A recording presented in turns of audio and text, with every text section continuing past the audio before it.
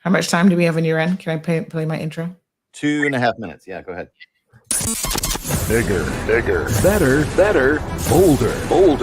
The cold, hard truth is taking talk to the next level. Right here on Bobo 89.1 FM, Cayman's community radio. We are still spilling the tea. And committed to being part of the change that Cayman so desperately needs. Join Sandy Hill weekdays from 7:30 a.m. for Premier Access, Cayman Voices, Truthful Thursdays, and much more. Cayman's #1 talk show is now bigger, better, bolder, and more than talk. Getting results with hot topics, consumer reports, court exposés, and more. I've come to set the record straight. I've come to shine the light on you. Let me introduce myself. I am the cold, hard truth. Now, from the CMR studio in Grand Cayman. Live, direct. It's the cold, hard truth. Now. Join the conversation on 345-936-2626. That number again is 345-936-2626.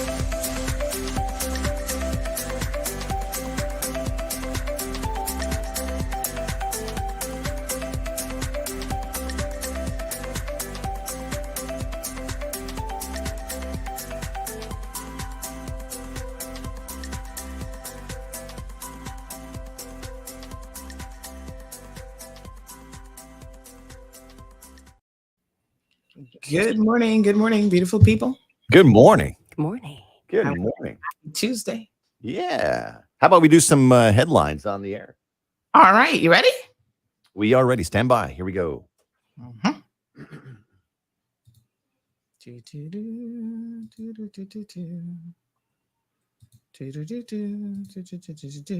gonna make sure that we have zero dead air on Bobo. Because if we have dead air on Bobo, we got a problem. So, I have some important news for you. Interesting news. It's Blake and Aaron's Spilling the Tea with Sandy. K-Man's top news headlines of the day from CMR. Good morning, Sandy. How are you? hey, Blake and Aaron. Good morning. How you doing? Morning. How was the weekend? It was good. Rather Yeah. eventful. So yesterday was Heroes Day. So of course they had the usual. This year it was volunteerism, and they had the usual award ceremony, parade, and everything there in Heroes Square. So seems like it was well attended, and lots of people got recognized for their volunteer work. So Good, that's awesome. to all of the individuals who did. We're going to break it down a little bit this morning and talk about it. On Friday morning during the show, we were really surprised to hear that a Cayman Airways flight destined for Miami actually was turning around as there was some sort of a medical emergency. Like literally as we were live, we were getting this info that the flight has just turned around, and wow. a woman who was a passenger who was allegedly having a seizure, and Cayman Airways later confirmed that about 20 minutes into the flight, there was indeed a medical emergency. And they had to return back to Grand Cayman, and an ambulance actually showed up to assist the passenger off of the flight. So Wow. hoping that person okay. The flight started again a little bit later at about 9:13 a.m. Wow. Wow. Well, good on the Cayman Airways crew. Yeah. Yeah. Sorry, say that again. I said good on the Cayman Airways crew for They're always very big on safety for sure. And speaking of Cayman Airways, the express flight, which is the smaller plane that goes to Little Cayman, actually had to have a bit of a maintenance done, and it temporarily disabled the runway. So this also happened on Friday, where there was a tire deflation on landing in Grand Cayman that evening, and they had to disable the runway while they fix that particular situation. But again, maintenance team was on it and had everything sorted out within 25 5 minutes of landing. So kudos. Wow. Yeah. They're busy, got a lot of jobs to do, or nothing at all, maybe. Always something planes. happening. Yeah. So customs officer has been jailed for 9 months in a ganja smuggling case. So her name is Edrie Fisher. She's a former Customs and Border Control officer. She pleaded guilty to conspiring to import more than 6 pounds of ganja into the Cayman Islands back in 2018. And she was sentenced to 9 months in prison on last week, Wednesday. Wow. So yeah, apparently she was caught on her 5th mission and she was arrested in 2018 along with several others. However, she was not charged until 2021, and she was finally charged with 1 count of conspiracy to import a controlled drug into the Cayman Islands. So she'll spend a little bit of a vacation there in jail. She was initially sentenced to 18 months. However, the sentence was reduced due to mitigating circumstances, including the fact that she's the primary caregiver of 2 young children. Really sad. But Justice Carter said that she abused her position of trust and power as a customs officer, and that she also played a leading role in smuggling the ganja through the airport. Wow. Sad situation. That's like some locked up abroad stuff right there. But Yeah, abroad. really. Yeah. But so the former Speaker of the House, Mr. McKeeva Bush, has been taken to the hospital yesterday afternoon, where he said he was suffering from some chest pains. And basically, they were going to keep him under observation at Health City and probably check out his little ticker, make sure it was still ticking okay. We've not really heard any updates yet. I mean, he seems to be okay, and nothing too serious as of this time. But we'll continue to keep an eye on that situation and update if there are any further developments. All right. Well, we hope he gets better. Yes. So those are some of your news headlines this beautiful Tuesday morning. Happy Tuesday. All right. Thanks, Sandy. You can catch Sandy's show right now on Bobo 89.1 FM. We'll see you back here tomorrow morning, same time for Wednesday headlines. Have a good one. Sounds fantastic. All right, folks, let me change that split screen. There we go. Hello. Good morning. Hello, Stephen. He says, good morning, beautiful people. Miss Vernita's here. She says, good morning, Jesus and angels, friends and foe. She's giving a shout out to the foe. Hello, foe. We've got, she says, let God arise and let his enemies scatter. What a hot mess. Yes, lots of scattering going on. Good morning to Miss Iva. She says, blessed good morning, Miss Sandra. Thank you. Diamond Princess is also here.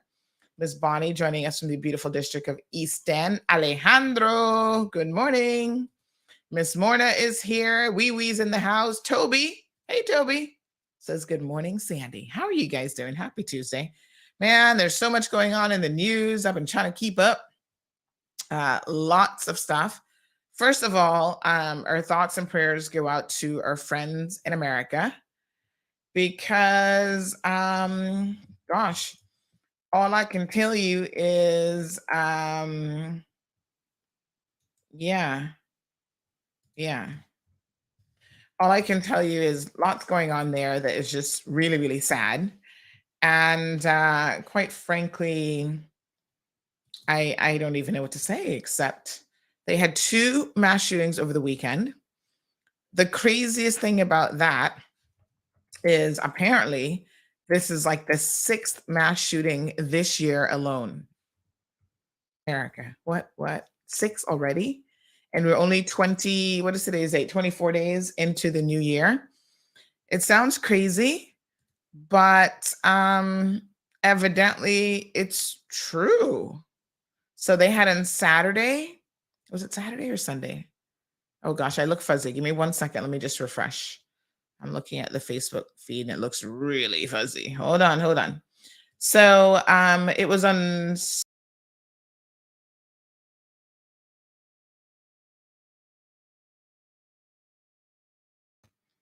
Then yesterday, there was another mass shooting where I think 7 people were killed.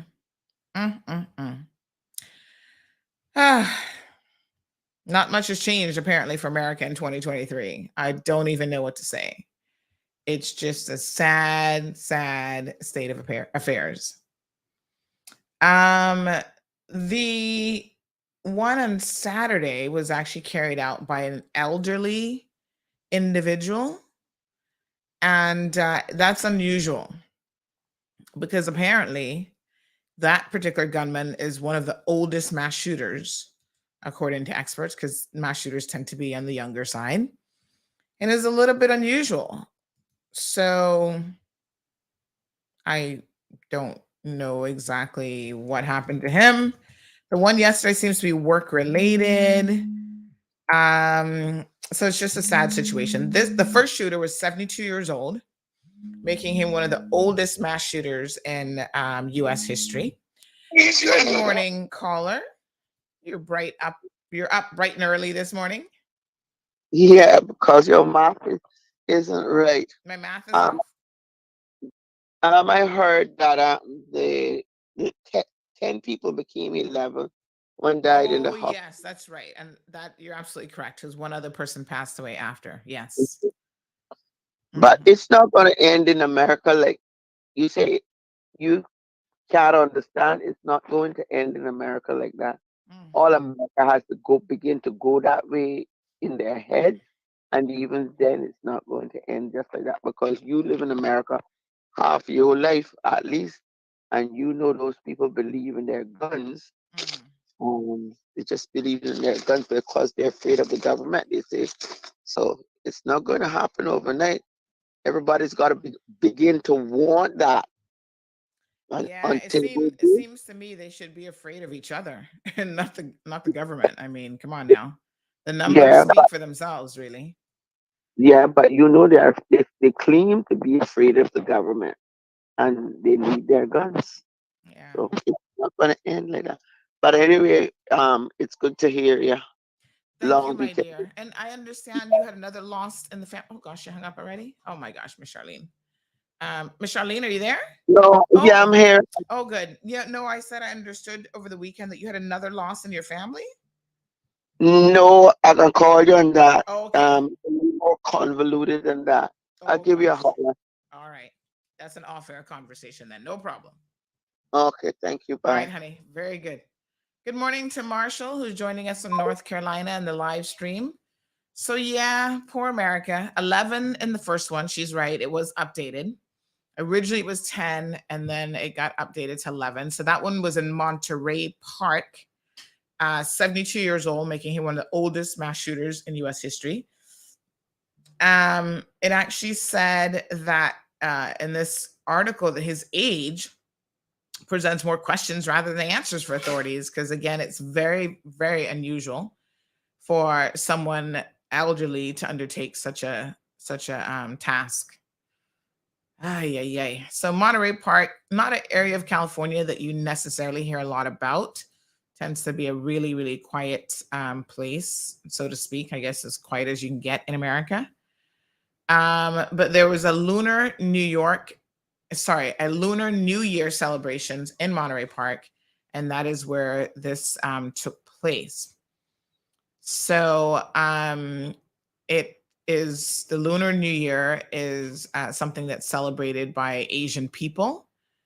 65.6% of the people in Monterey Park are actually Asian, which is very interesting. I don't know a whole lot about Monterey, but if you've ever been to California, California is a very, very interesting state.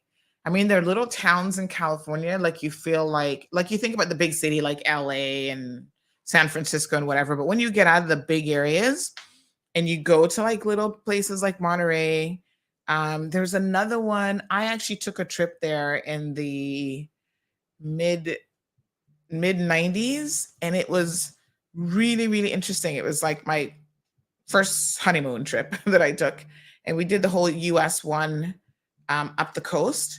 And it was interesting to see these little towns. I mean, some of them you saw like no people of color, like the diversity just didn't exist once you got out of those kind of urban areas like LA and San Francisco and whatever.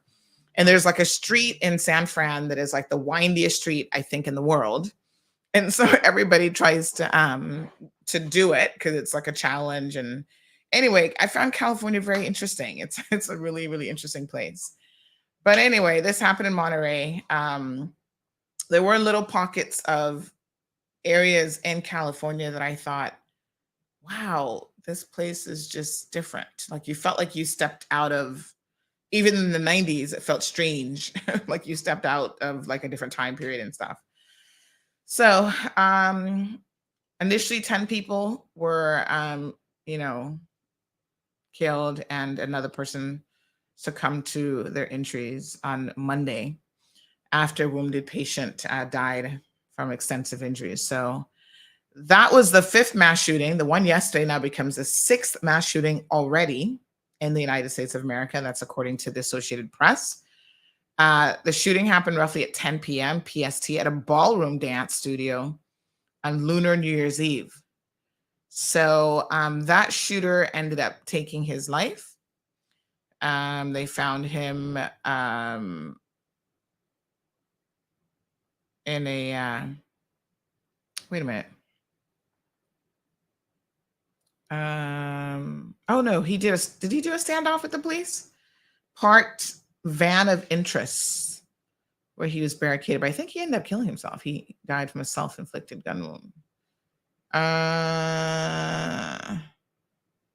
Yes. Hold on. Let me just make sure, because I think one was self-inflicted and one wasn't. Oh God, trying to keep up. Yes, he died. That one died. His name was Hu Kan Tran, and he died of a self-inflicted gunshot wound prior to becoming apprehended by police enforcement. So yeah, but data shows that most people who commit these crimes are between the ages of 18 to 25, and they carry out the vast majority of mass shootings in America. Now, the one yesterday was also a senior. He was in his 60s. I'm trying to remember exactly how old. But yeah, that was another mass shooting. And it sounds like this one is also Asian based on the name. And I'm just going to jump to a little conclusion here. So forgive me for doing so, but the name is kind of distinctly different. Yeah. So, of course, stories now coming out about the Monterey Park one. Investigators are going through what they say is they found a rifle and hundreds of rounds of ammo at his home. It's just a really, really unbelievable and sad situation. But, you know, I'm concerned for America, but they got to get their own act together. There's another shooting this morning. Suspect arrested in Des Moines shooting that left 2 students dead. Founder of an education program is in serious condition. So the ones that really make headlines is when you've got like 7 and 10 and that sort of thing. But 6, I guess that's now, what's the number? What does it have to be considered a mass shooting? But anyway, at least 6 mass shootings now in America. So we'll continue to wish them the best of luck and hope that they can get that sorted out. So yesterday was National Heroes Day. I know a lot of you attended the event. We streamed it here on CMR. By the way, the one yesterday, he was 67. They think this is a disgruntled workplace situation. He actually committed the act at 2 separate locations, and his name is Chun-Li Zhao or something close to that. So he had been arrested in connection with this shooting. 67 years old. Can you imagine doing something like that at 67? And now you're heading off to jail? What a hot mess. Anyway, we had Heroes Day yesterday. What can I say? 4-hour event.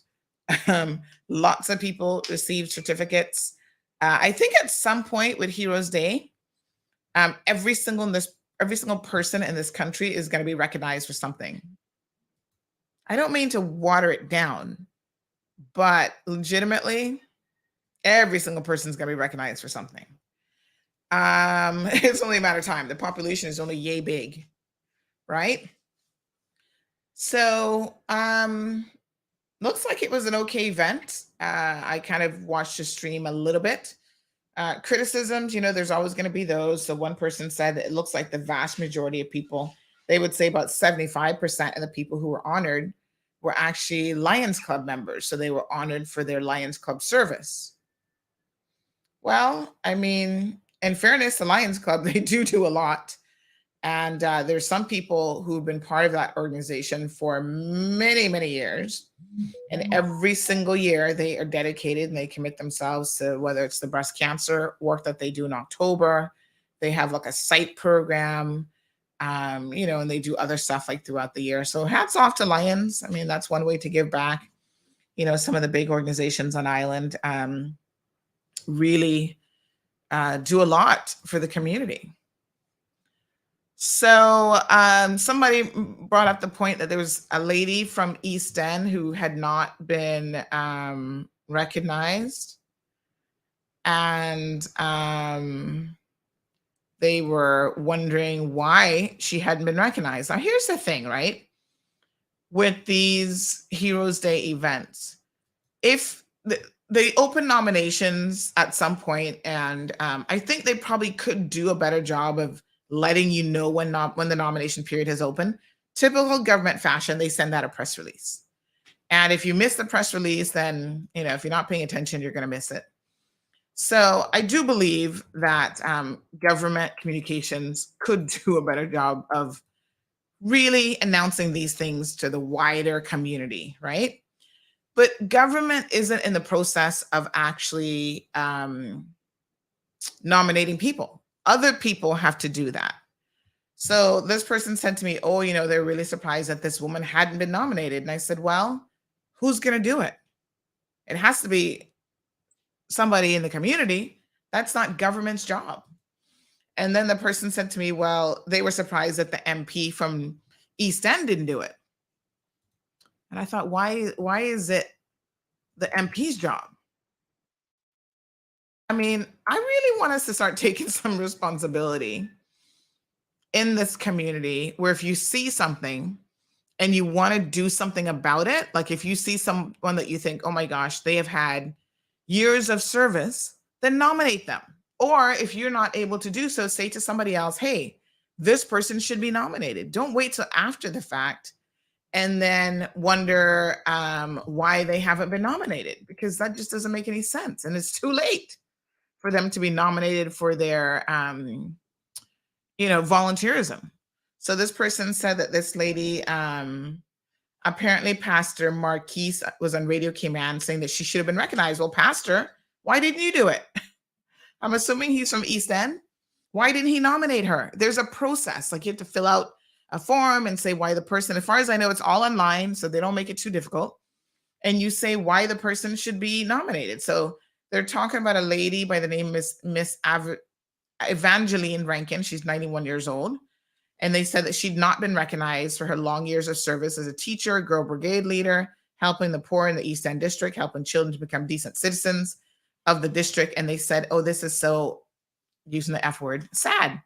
I'm like, yeah, it's sad. It's sad that people in her own community, East End has how many people?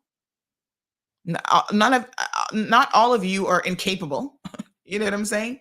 Somebody should have thought of Miss Evangeline Rankin, age 91. I don't know who she is, but why didn't anybody think of her? And why didn't anybody nominate her? And so the person says, well, I was wondering why Isaac didn't do so. She gave so much without recognition. Why is it Isaac's job? He's the MP, but why do you expect him to micromanage all of your lives? Like, I don't really get that. Marilyn says she couldn't get us on Facebook. That's weird, Marilyn. We got tons of people. We always have more people watching on Facebook. I'll send you the link directly. I don't know what's going on. But yeah, so, you guys got to pay attention. And if you want to nominate someone, trust me, next time, be a little bit quick on the pickup and just nominate, who you want to nominate. Yes? All right. That's my best advice for you. Because like I said, after the fact, then you can't moan and groan and complain about it, saying that somebody didn't do it. The somebody should be you.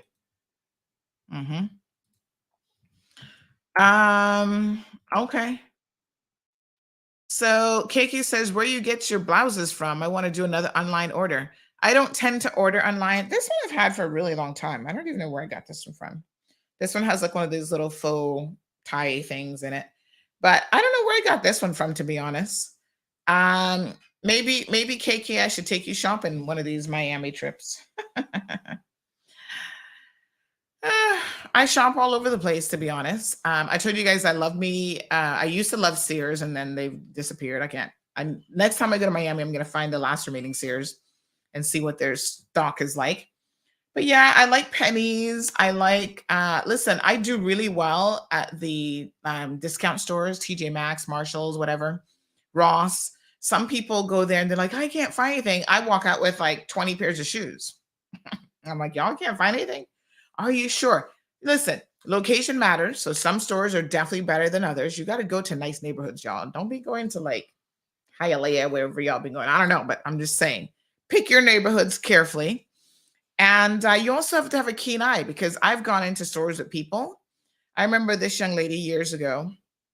This is when I was doing the PPC at the law school. We had a debate clinic, and we had to go to Tampa. Now, you know, we were actually in St. Pete, I think, but Tampa's right next door. And that's my old stomping ground where I grew up. So, of course, it was Caribbean people at Stetson University. And I was the only one of the group who drove in the US. So they were all trying to hang with me for the free ride. Right. And I remember this girl, a bit bougie, from Jamaica, and, live up in the hills and whatever. And she's like, oh, I've got to get my Ann Taylor and my Liz Claiborne and my this and all these name brands. And I said, oh, you're one of those people who shops for the brand. So you're going to pay $100, $125 for top just because it has Liz Claiborne's name on it. I got you, honey child, but that's not really my style. I don't mind Liz Claiborne, but I also don't mind some Chinese brand that you've probably never heard of, because guess what? They're all sitting in the same factory together, sewing pieces right next to each other. You're going to pay $125, $150 for that top over there because it has her name on it. It has a particular brand on it, Louis and whatever. And I'm over here with my no name brand. I mean, I do have a lot of Liz tops because Penny sells a lot of Liz Claiborne stuff, but whatever. And I'm looking for it to be on sale, And she's like, no, I really can't find anything when I go to these places like I said, girl, you just don't know how to shop. I'm going to introduce you to some shopping. And so she went shopping with me, and sure enough, petite little thing, because she's got, like, when you're a size 8, you can find stuff for sure. You not got no dumplings, no rolls of nothing that you have to worry about. So, child, I found somebody close for her, and she was so shocked. I said, there is actually a method to shopping, believe it or not. It can be very strategic. You just got to know what you're doing, honey, Jill. So anyway, yeah. So I don't normally like to shop with people because I'm a very particular shopper and I move at a quick pace. So you know how some people love to take their time and they got to try this on and try that on. I'm like, no. I'm like, boop, boop, boop, boop, and out, bam, bam, boom, next door. Yeah. And all of a sudden you see me with like 10 bags. You're like, whoa, how did you do that in like an hour? I'm like, we got stuff to do. So I don't tend to ever shop with other people if I can help it. But I'll give you some lessons, KK. Magdalene, good morning, says, but you don't have to be from that district to nominate someone. Also, because they're nominated does not mean that they'll be chosen. Well, yes, although I kind of feel like, to be honest, most people who get nominated, as long as you make a half decent argument. Look at all the people they had yesterday. My God, could that list have been any longer? And based on what this person was saying about Miss Evangeline, which, by the way, if she's still alive, I clearly need to interview her for my Cayman Voices series. But yes, if she's alive and kicking and, still knows what's going on, please, someone link me up with her. I got a couple scheduled for this week. But yes, you're absolutely right, Magdalene. Anybody can nominate someone. And it's the strength of your application. And then they always have different categories, like the pioneer category and all this other stuff. So Marilyn, check your messages on Facebook. I've sent you, but you know what, Marilyn, it's so nice to see your proper name, I must tell you. Good morning to Lavana. Marilyn says, that's for damn sure. Name brand designers would go broke if it was for me, laughing out loud. Listen, I don't think you need to pay a fortune for most things in life, right? Clothing, I've had clothes last forever. I mean, literally some pieces of clothing 10, 15 years later, they're still in my closet. And I'm like, okay, you got to go. You get attached to clothing in a way that sometimes is unnatural. Like, I don't know what it is. You really like an outfit, and sometimes you wear it a lot, and then you stick it in the back of the closet and you don't wear it for a while. Well, I love to donate stuff, and I do have a basket that I'm going to be donating. In fact, I saw MP Sabrina Turner over the weekend, and she's putting together a basket of clothing, like a clothes closet sort of thing, for women who might be out there trying to find employment and don't have the proper attire. So I told her that I have a basket of stuff that I have to go through. Some of the items in that basket I know I haven't worn and I'm probably not going to wear. And I'm like, let me part ways with this outfit. And so I'm going to donate it to her basket this time. I donate clothes to people all the time. Sometimes I'll pack up 3-4 bags of stuff. Right now I've got shoes in a bag that I'm going to be donating because I acquired some new shoes. And what I try to do is when I get new stuff, I don't keep stuffing it in the closet, although the closet is kind of full. I've actually taken over a second closet in another room. Marlon's like, what's going on here? Why are you moving into another room? I'm like, just the closet. But having said that, I try to give away stuff. So if I get 3 new pairs of shoes, I try to pull 3 old ones out that I'm like, when was the last time I wore that shoe? If it's 3 months, 6 months, unless it's a special shoe, maybe I'm just not wearing it and somebody else could really, really use it. So donate. Contact Miss Sabrina in Prospect. She's got this donation drive going for clothes. Now, here's the thing. I want to warn y'all. Do not donate something that you yourself would not wear. Not that you're not going to wear it, right? So maybe it's a little bit tight and whatever, but don't be donating stuff with holes in it and all kind of stuff. Make sure your clothes are of good quality. And one thing I know how to do is take care of clothes, honey chill. The first thing you don't do is do not iron your clothes. Not with a traditional iron. Steam your clothes. I've been steaming clothes for years. And because you're not putting direct heat on the clothes, the fiber, like if you looked at, the fiber in my clothes, honey child, probably even under a microscope, a lot of it always looks new. But like I said, this top is like super old. I think I've had this like for years. The quality is much better when you just use steam to take out the wrinkles. And most of this material is like a polyester material or whatever. This person says they now buy clothes with holes in it. I know. Not me. I'm not trying to make that kind of fashion statement. But you take care of your stuff and you can oftentimes, pass it along to somebody else. There are people in need in the community who would be glad to have some of your clothes. So, I've got uniform tops for years. I only used to wear my Roque tops. So there was a lot of stuff in the closet that never got worn. You gain 5 pounds or more, the bonk, you're not gonna fit in them pair of jeans no more. Give up the ghost, honey child. And you know how you always have, tell me if you guys agree. You always have, once you put on weight, you always have that one outfit. You're like, no. I have to keep this one pair of pants, my favorite jeans, my favorite shorts, whatever, because that is if I can get back into that outfit, I know I've arrived back where I was. How many of you have done that? Will you keep a piece of clothing to be like, oh yeah, I'm gonna squeeze back into you one day, and that's my test that I've lost the weight. But the truth of the matter is, by the time you're ready to actually lose some serious weight and get back into clothes, you want a whole new wardrobe. You're like, oh my goodness, I'm back down to size 8. I need to be looking sexy in some new digs. I don't want no old clothes from 5 years ago. Yes, X Factor Fitness. Good morning. X Factor says, I shop quick. Same way, my friend. Yes, honey, chill. Life is short. Shopping is good, but I got other things to do. Speaking of shopping, I will be going back to New York soon, I feel like. Number one, it was good to see Fam there, Marlon's cousin, and she's got a 3-year-old, which Gianna was kind of, there's a difference. There's a lot of difference between a 3-year-old and a 6-year-old. And the 3-year-old still coming into her own a little bit, still learning to self-regulate. Children take a while. And so Gigi's like, oh my gosh, She's also a Gigi. Her name is Genevieve, but they call her Gigi. So we'd be saying Gigi, and both of them are responding like yes. But anyway, it was good. And we went to a shopping, one of these outlet malls, which I've not been to in years. When I lived in Florida, sometimes we drive to like Orlando, which has mega good shopping. And but this one in let me tell you where this one is. It's the Commons, I think, in New York, but it's like outside of the city. Let me see here now. What was it called again?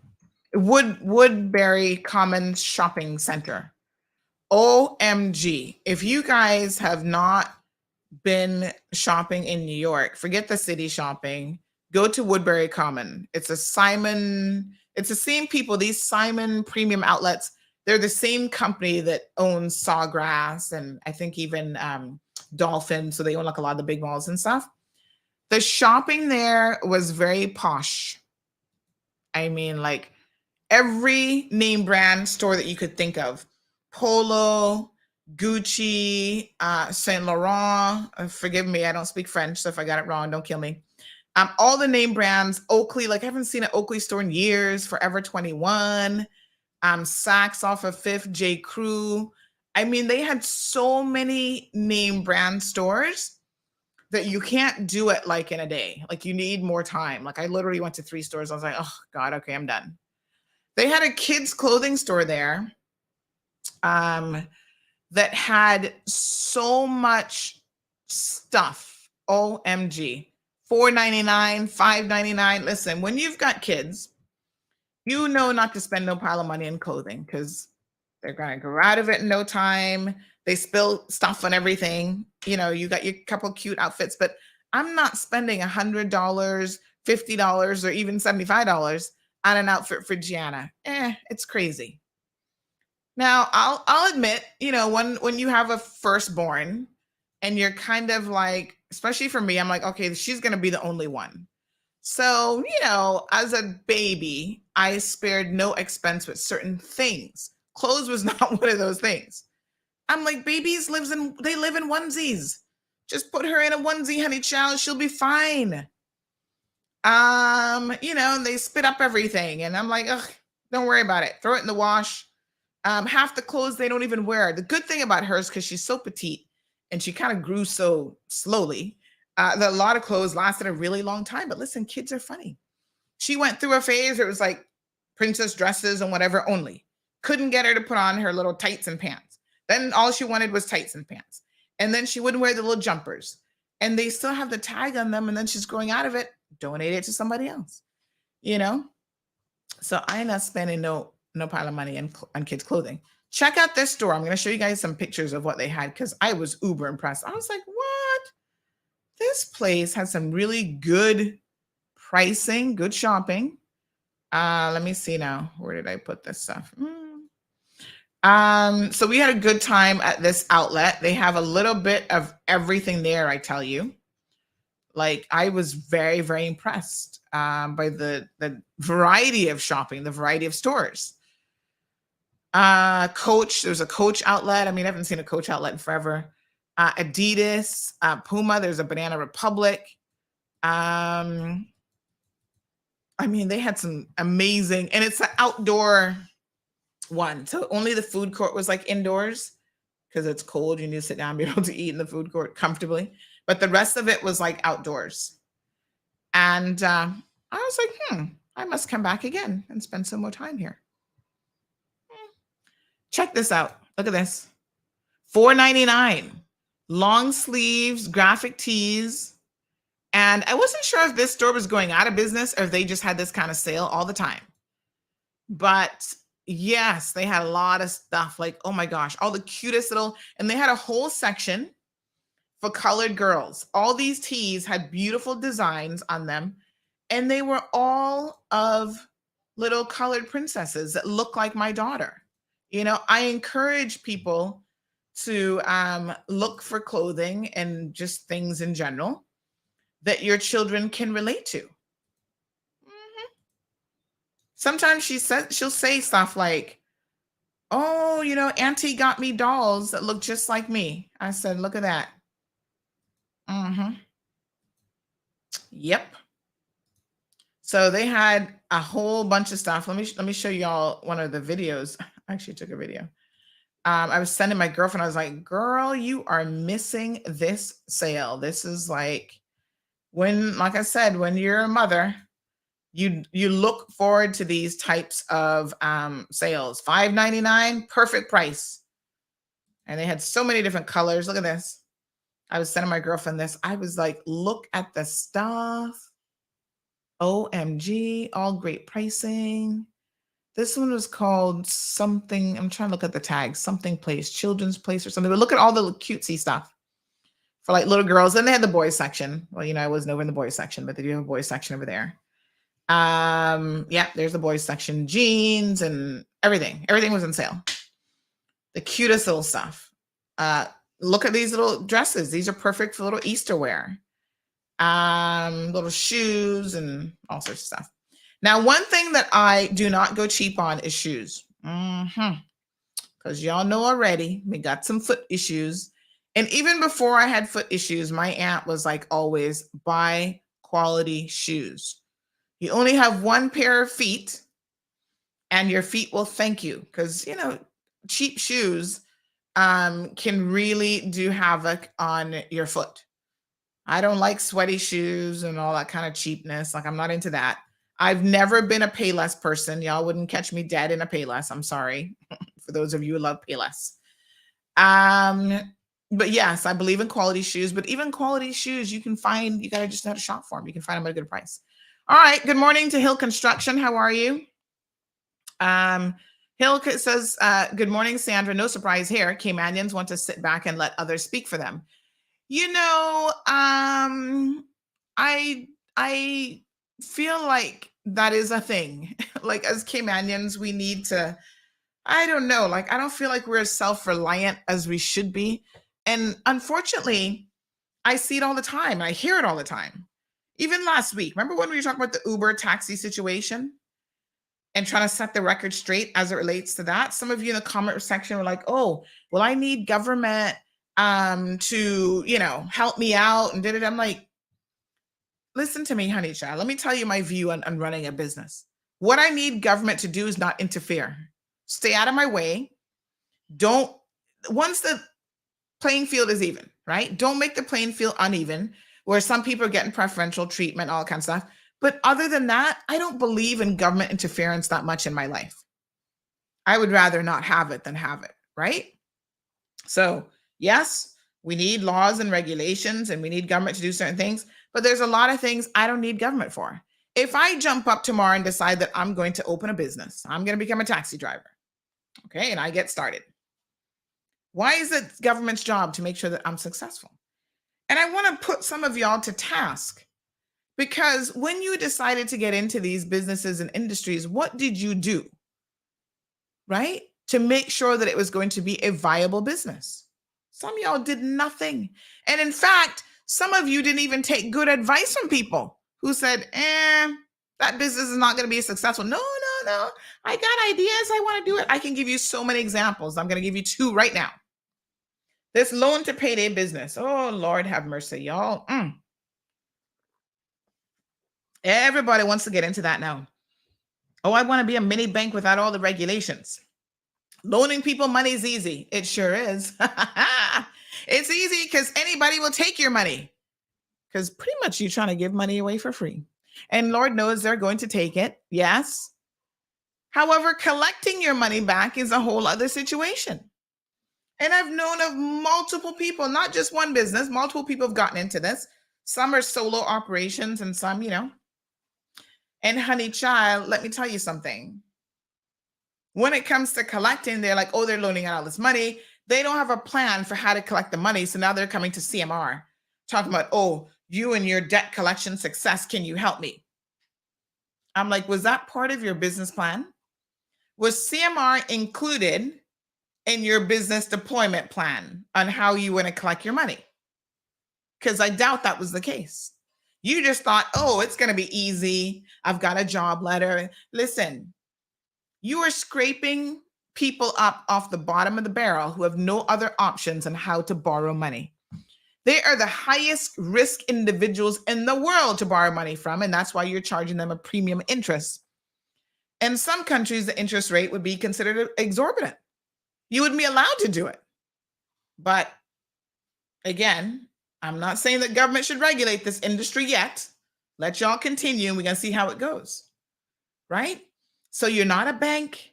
You fall into this narrow loan to payday. You can just get a regular business license, charging people exorbitant fees like the pawn shop, and you're not regulated. So am I supposed to feel sorry for you when people are not paying their money back? Well, listen, it's a contractual obligation. So you have options to take the person to court. But you need to understand your clientele and the business that you've gotten into. It's very, very high risk. And I've had people say to me, well, I told him not to get into that business, And some of you go out there and you try to get investors, other people, to float the money that then you're loaning out. And when those other people can't get their money back, then they get pissed off. And listen, it's a situation. I've heard of all sorts of stuff. And y'all be trying to use CMR's name, and I would discourage you from doing so because we're not into that mix-up situation. There was another business that I was thinking of recently as well, restaurants and stuff. A young person, I'm going to take over a bar. Okay. Restaurants and bars are traditionally very, very difficult, but you got your business plan. Oh yeah, I can do it because look at how expensive liquor is. Liquor is expensive for you to buy also, to put in your bar. And then you're such a poor business person, because not everybody's cut out to be in the world of business.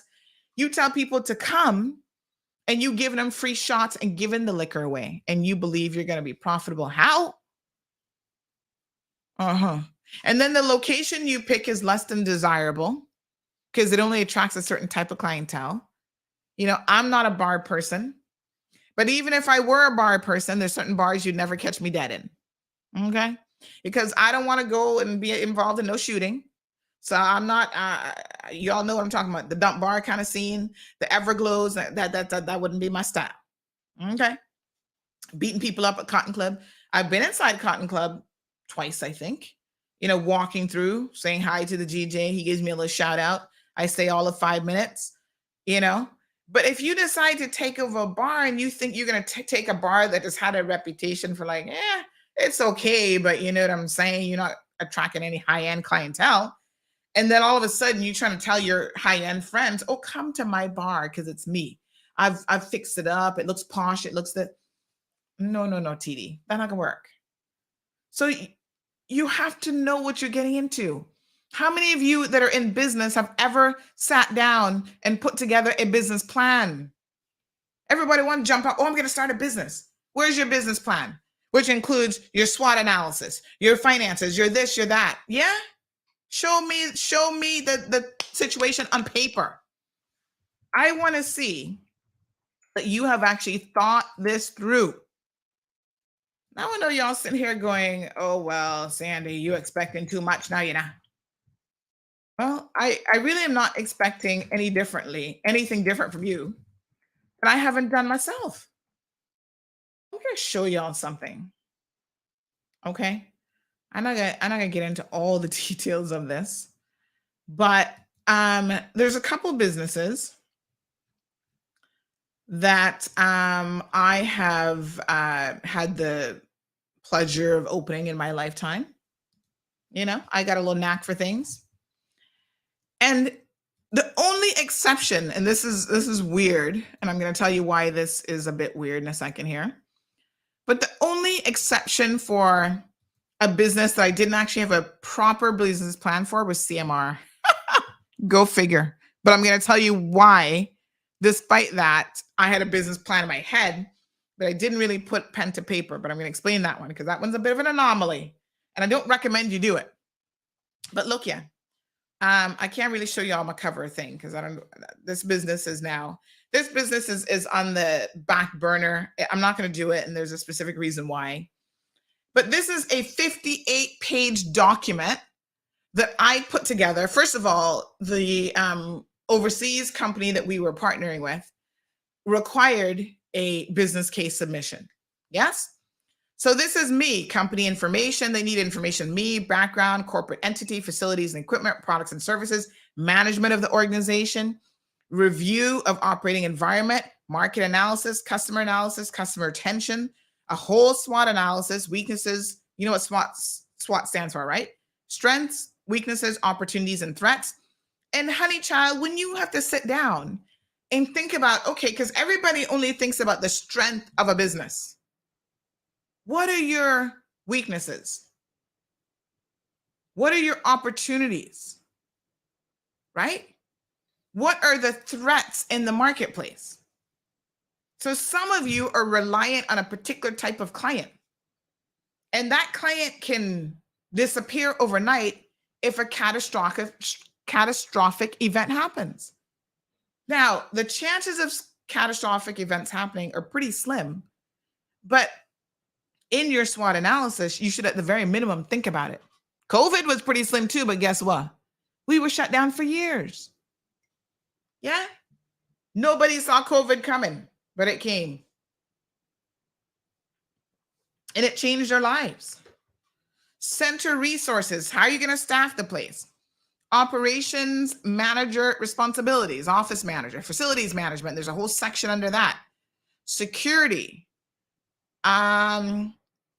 Buildings and surrounding area, office layout, location layout. Workstation setup. I had to go through child protection. Some of y'all don't believe in that, but my page 40 talked about child protection safeguard because y'all know I'm big on that particular topic. Okay, IT and networking, information sharing and data management, financial performance, because at the end of the day, when you're in business, it should be about the money. All right, so what's your financial plan? Startup costs and funding. Where are you getting the money from? How much is it going to cost you to do this, this, and this? Have you priced stuff out? Opening balance sheet, fixed operating expenses, projected sales forecasts, projected cash flow statement year 1, 2, and 3, projected income statement year 1, 2, and 3, balance sheet year 1, 2, and 3, year-end summary. Listen, folks. I sat down and put together almost a 60-page document. Okay. Looking at potential clients, sample client lists. This is indicative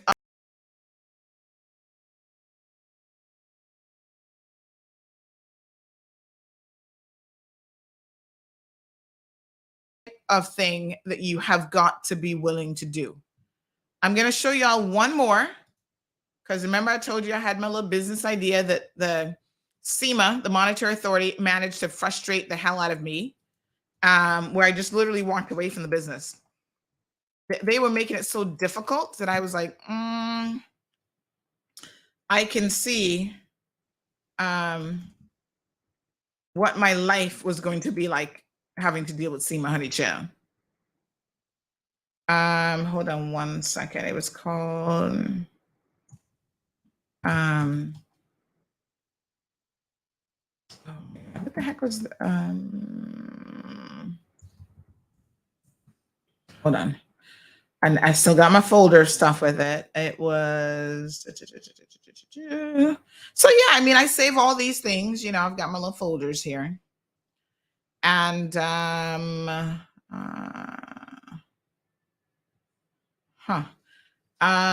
on.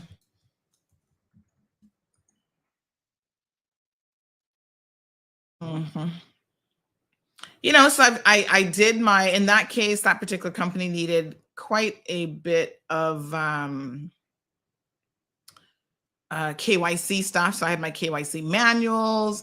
I had already, listen, before you even think about opening it, you got to know who you're getting your vendor, like who, you're getting certain things from. Listen, y'all don't appreciate what is required to open a business. So when you do it by the seat of your pants, and it's like this fly-by-night operation, right? And you're not successful, I don't think that you should be making any demands on the government to bail you out. To me, that's not good practice. That doesn't make any sense. Right? I'll have to see where have I put that folder?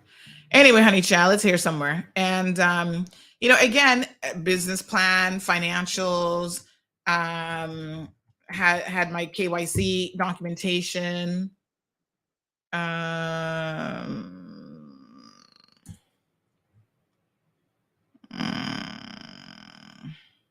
I can't find that one right now. Anyway, it's here. Believe me, it's here somewhere. All of my vendor agreements, where every single possibility for the business, right? Listen, you might not have every skill set in the world, and this is what ends up happening. You're good at a particular thing, right? So you're a mechanic, you're good at fixing cars. That doesn't mean because you're good at fixing cars that you should become an auto mechanic shop. There's a lot more to running a business than just doing a very particular thing. You're good at fixing cars, but when you're a business owner, you've got to be able to manage accounts, do some admin, work permits, marketing, all these things. And you might know nothing about any of those other things except how to fix cars. And if that is all you know, you need to think twice about getting in certain types of businesses, unless you appreciate those skill sets and you are willing to pay other people to do it for you. So none of us go into this like, oh, I'm an accountant, I'm a CPA. Yeah, whatever, right? I'm not a Canova Watson. I'm no CPA, right? But I might have to hire the services of somebody who is. I have to hire someone to do my books. I'm at least smart enough to be able to keep QuickBooks going, input expenses and whatever. So that makes the accountant's job a little bit easier because they can see the proof of what's coming in and what's going out. Yeah? So even the bank, when CNB says, oh, we need your updated KYC, we need financials, we need a balance sheet, we need this and that. Half of y'all running these businesses with a business license, you're like, what? I don't know nothing about that. You've got to be more invested if you want to be a business owner. You've got to be more invested in that process. You don't know marketing. Okay, not everybody is a marketing guru. You hire somebody who knows marketing, who can do it for you. Otherwise, when you start to fail and you start to have issues, you shouldn't really be jumping up and down trying to blame other people for those failures, especially not the government. Oh, the government must help me. Why? That's not the government's job. The government's job is not to interfere with you, right? Not to overly burden the process.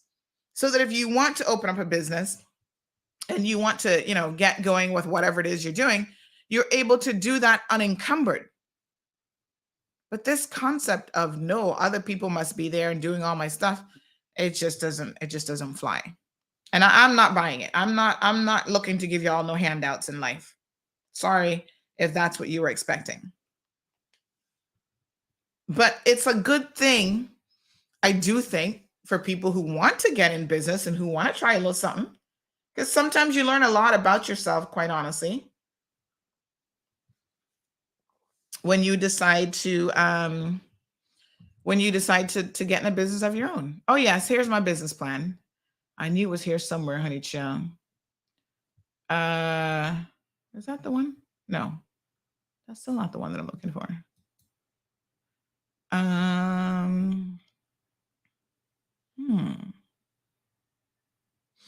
Anyway, child, I got so many. I did a search for business plan. I got 420 something items that came up. I'm like, Lord Jesus. Anyway, let's just say that KYC. Let me see if I can search for KYC if that filters it any better.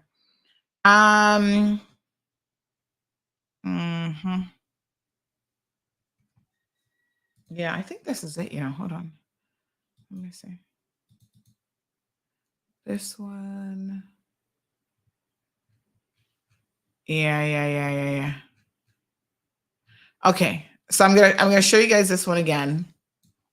I'm a bit surprised that I don't have this one as a. I couldn't find the PDF version of this, but anyway. So this was another company. This was the one, like I said, that SEMA was like girl, we're not gonna let you in on that business because they're gonna make some money. And yeah, hold on, that's not the one I'm looking for. They just, so here was my here's my executive summary. Hold on now.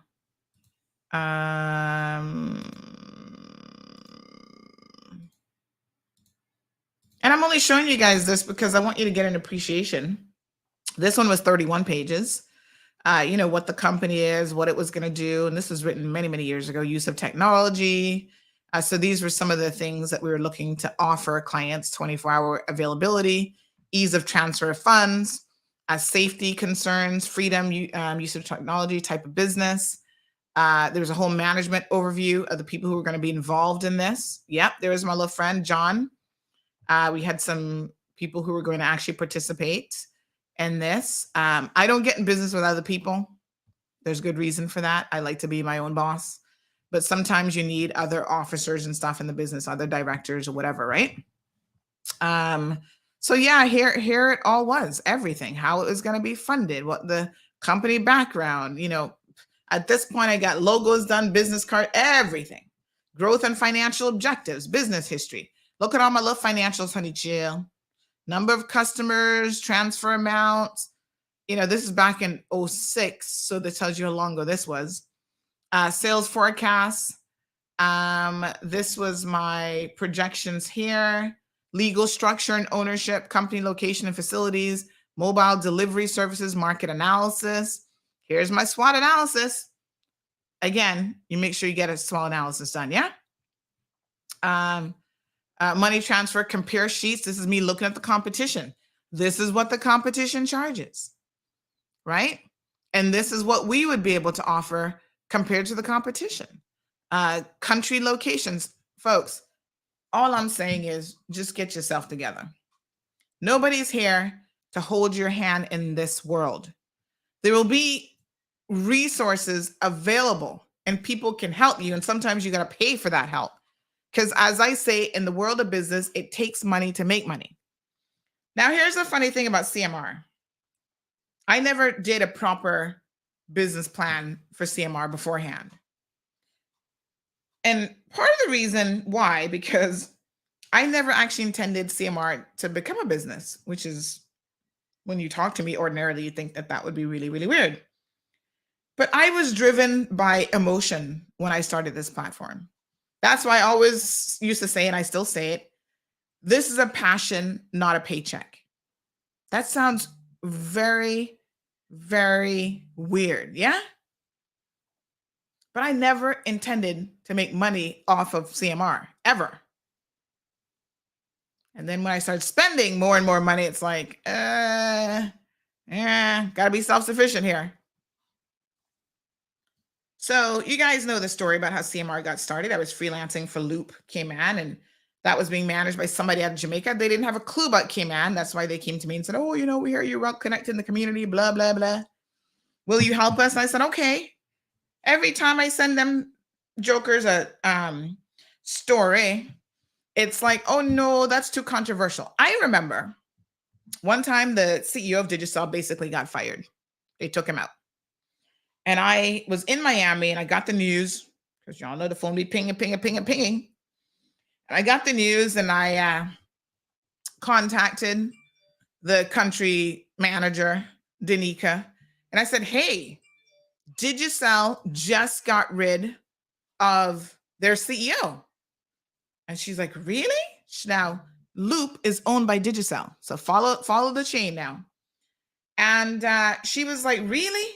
She didn't know anything about that. Oh, she's got to contact the lawyers in the company and corporate and this and that. They wouldn't touch the story because Loop is owned by Digicel. I said, hold on a second now. You're either independent media, you're running a newspaper here, or you're not. You can't just put up stories that are fun to read and non-controversial. At some point, a story is going to ruffle feathers. Oh no, Sandy, we can't touch that one. I said, Lord have mercy. So you guys only want to do the pretty stories. Like, what? I'm like, no, that can't work. Anyway, I kept hitting up against this roadblock. And one day I remember saying to her, She said, I sent something across. She's like, oh no, that's too controversial. And I said, what the hell am I doing here? Why am I wasting my time with you people? And I literally said, okay, Danica, I'm done. This was how the conversation went. I said, I'm done. I'm going to just start my own news platform. She's like, oh, okay. I don't think she believed me. She was like, okay, whatever. But keep in mind that I was able to do that because, number one, at that point, I had been my own business owner for many, many years. I also had the writing background in the sense that I've done freelance work for local publications. And I also, when I was in university, worked for the Compass as a writer. I used to have my entire prospectus book that I could open up and show you all of my articles and everything. Like back in the day, you actually put that together to show your work. I've interviewed people like world leaders from United Arab Emirates and, guest speakers at the university and the university circuit and all kind of stuff.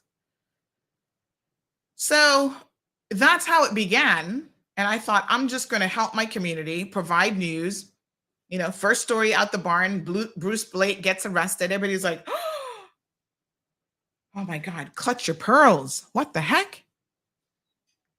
And so, but as I continued, and I'll never forget this, Marlon has a cousin named Mark. He is a PhD. He's a pilot, served in the Army, teaches people, like an instructor as well, on how to fly these jets and all kind of stuff. So he was saying to me one day, he's like, oh, you got this platform, Cayman Mile Road. Oh, that sounds interesting. And he said to me one day, how are you going to monetize this? And I'm like, why would I want to make money? Listen to naive little me. I'm like, monetize? Why? Why do I have to monetize it? And he's like, well, what's the end goal? And hear me, this is my passion, not a paycheck. And he said, yeah. Okay, are you spending money on this? And I said, yes. Servers, starting to hire staff, do all this stuff. So he's like, so you're going to be expending money on a business, because that's not what this has become.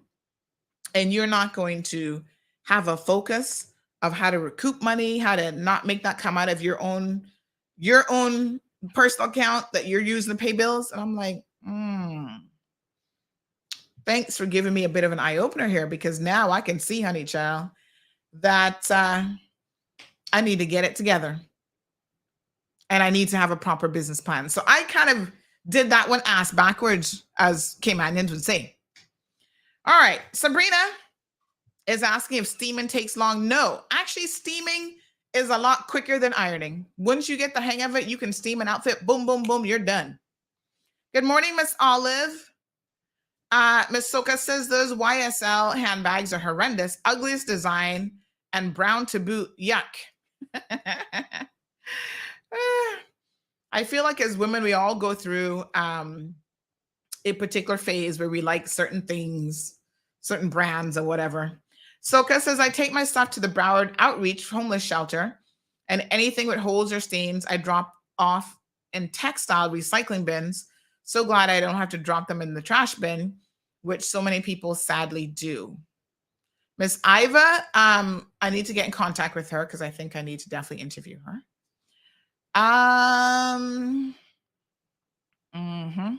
Miss Morna says 6 months fat, 6 months slim. So it's hard to give away, but I saw I was giving stuff to people and good stuff too. Yeah, listen, if you're going to give to people, think of how they feel. Like you want to give people something that's like decent, right?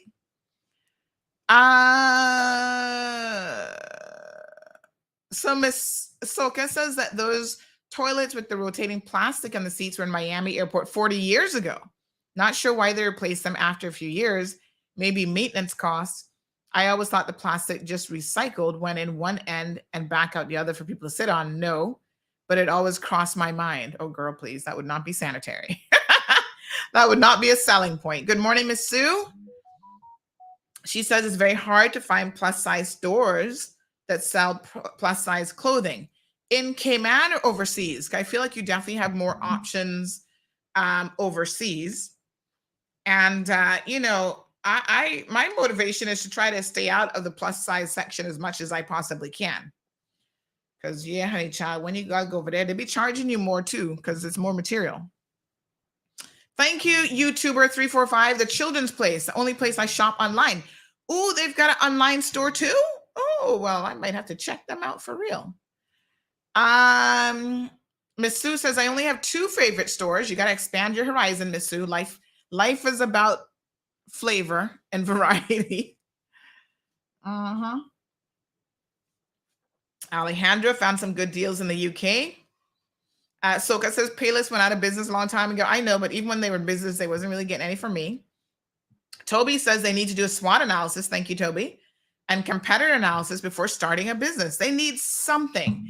It doesn't have to be a 60-page or even a 30-page document. But trust me, when you think of a business and you sit down and you start to write down what your goals are, your milestones, you do a basic SWOT analysis, you really get to think about it at a deeper level about whether or not it's going to eventually be beneficial. Alejandro says, yeah, business is risky as life. But here's the other thing that you have to remember, folks. The first 5 years of most businesses are never profitable. Some of y'all jump in and you expect to make a profit in 6 months. It's like, what? Startup costs, your investment costs, all these things almost guarantee that your business is not going to be profitable for a minute. So even your expectations tend to be wholly unrealistic when it comes to what your business will do. Maybe we need more business courses. Maybe y'all are not doing these things because you don't even know where to begin. You don't know what to do. Despite there being a lot of resources available to people, I still feel like people are at a loss of what to do and how to help themselves. Miss Vanita says people mostly go in just to make money. You need to spend money to make money. Rule 101 in business. And if you have rent a place, you need at least 6 months. You need at least 6 months to a year. For it to be profitable, you're going to need more time than that. Sometimes what you do, depending on the nature of your business, is you make sure that overhead costs, especially in a place like Cayman where rent is really expensive, all associated costs are expensive, you keep that to a minimum. Bare minimum, honey child. Okay? Yeah, rent can kick you in the booty because it's not just the rent. Just like when you buy a house, it's not just the mortgage. It's all the associated cost. So y'all kill down, oh, CNB didn't want to give me a mortgage and I'm paying $1,200 in rent. Well, my love, you're paying $1,200 in rent and that's it. You're not paying life insurance, property insurance, upkeep, and other such things. When you're a homeowner, it's not just the mortgage. It's way beyond that. Good morning, Miss Darlene.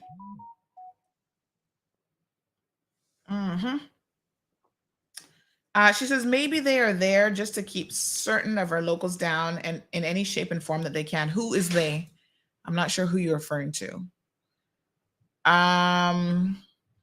Lizette, Miss Sue says, Lizette, yes, I used to buy some things there, but even there, 3X was small and no underwear. Oh, gosh. You might have to look at Amazon, honey child. Oh, Lord. Here's Bright Aronzi trying to scam us. We'll block you, honey child. We're not going to have time for scammers. Morning, Jonathan. Says, I'm late. Traffic is a mess. Really? I wonder if there's an accident. Hello, Jim. Says, tried it. Plus size. Wasn't supported as I would have liked. So, Jim, you had a plus size store. But can I ask you about your marketing plan? We got a lot of plus size people in Cayman. So when you say you weren't supported, I need to know a little bit more to really make an analysis of what was going on. Like what kind of clothes? Because a lot of plus size people, like I said, they're already paying extra because of the extra material to make the garments. You might not want to be going name brand plus size because then they can't afford it. But there are models that work. Look at J. Michaels. Look at how successful, how J. Michaels started out and look at where they are now. I'm just saying. Alejandro is asking Jonathan, where's his late pass? Scooch on in, Jonathan. Still check us out. But I don't know anything about your business, Jim. This is what I'm telling you. Half y'all think people know who you are and what your businesses are. And, you have no clue what people don't know. Don't assume that people know how to find you. That's why you got to keep on it when it comes to your marketing game. All right, let's talk about racism in the Cayman Islands, y'all. We need to move on from this. Jim says we didn't do all name brands. Well, I mean, I need to hear more about the marketing plan. Sue says, Miss Sandy, I wasn't always plus size from having a weak knee and surgery, put on the extra pounds, and the storage in the States, not Cayman. I mean, there's some options here. Like, it depends on what you're kind of into, what sort of clothing you're into. For me, I don't tend to buy clothes in Cayman a whole lot, although sometimes I do find the occasional deal here and there.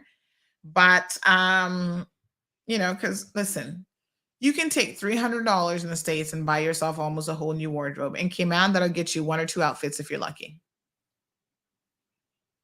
Gabby says, I'm in desperate need of a maternity clothing store in Cayman. Do the baby stores sell any maternity wear? Probably not, right? Oh. For me, Gabby, maternity wear, I just bought bigger sizes and made it work. But I only gained like 5 pounds. So I didn't have an obvious, really protruding stomach. So I didn't really have to do a lot of maternity wear stuff. But sometimes you just got to buy a couple sizes up, go in the plus size department. So we are on SM. What's SM? I have a professional marketing company who does it for us. I don't even know what SM is, but I've never heard of Blue Iguana on the waterfront. So I don't know who your professional marketing company is, but let me give you a word of advice, Jim. Sometimes professional marketing companies can do a good job in terms of they design a flyer, whatever, for you. Getting your company name out there takes reach. And until you've built up your own platforms to a particular level, you may not have the reach. So my next logical question would be, where are they advertising your company to reach clients? Because your own Facebook and Instagram page might not be the ideal location. So if I were going to do an analysis of the situation, and I'm just going to do this very impromptu, you say your business is called Blue Iguana, which, like I said, I've not heard of other than what a Blue Iguana is. So the first thing I search is pages that come up, Blue Iguana Conservation, and I see Blue Iguana Boutique. I'm assuming this is you. But according to this, you've only got 3 people who follow your page. Is this you, 59 South Church Street? So if you only have 3 people following your page, that right there, my friend, is the problem. I see a lady here. She won Shop and Win. Kim Chin won herself a cross bag. That's nice. Only 5 people liked that. So how many people did that post actually reach? So this is the problem. You can be, I mean, you guys look at your posting fairly regularly, but if that page doesn't reach anybody, if you don't have any followers, that you can have all the professional marketing people in the world you want, you're probably wasting money on those services because your page doesn't have the reach. So what you need to do is through other, this is why advertising on other platforms, radio, online, whatever. That's why it's important, because you're actually able to reach more people through those platforms. Let me give you an example. Jonathan Webster. He has a little company. He has a mobile company. So the other day I needed his services. Honey chill, because I had a dead battery. And I called Jonathan. He was like, I'm available right now. In fact, I'm like 5 minutes away. I'm coming to you. And he came, got me up and going, and gave me a charge in no time. So I was able to get to the Honda Car City folks to get my new battery. I appreciated that so much. Right? So we did this post on January the 5th. Yes. So I came back from a little trip overseas and had a dead battery, honey chill. So let me show you this. This is the difference, Jim, between paying people to do something for you and understanding the value of what it is that they're actually doing. So here's Jonathan. I said, hey, Jonathan, he's a young Caymanian business owner.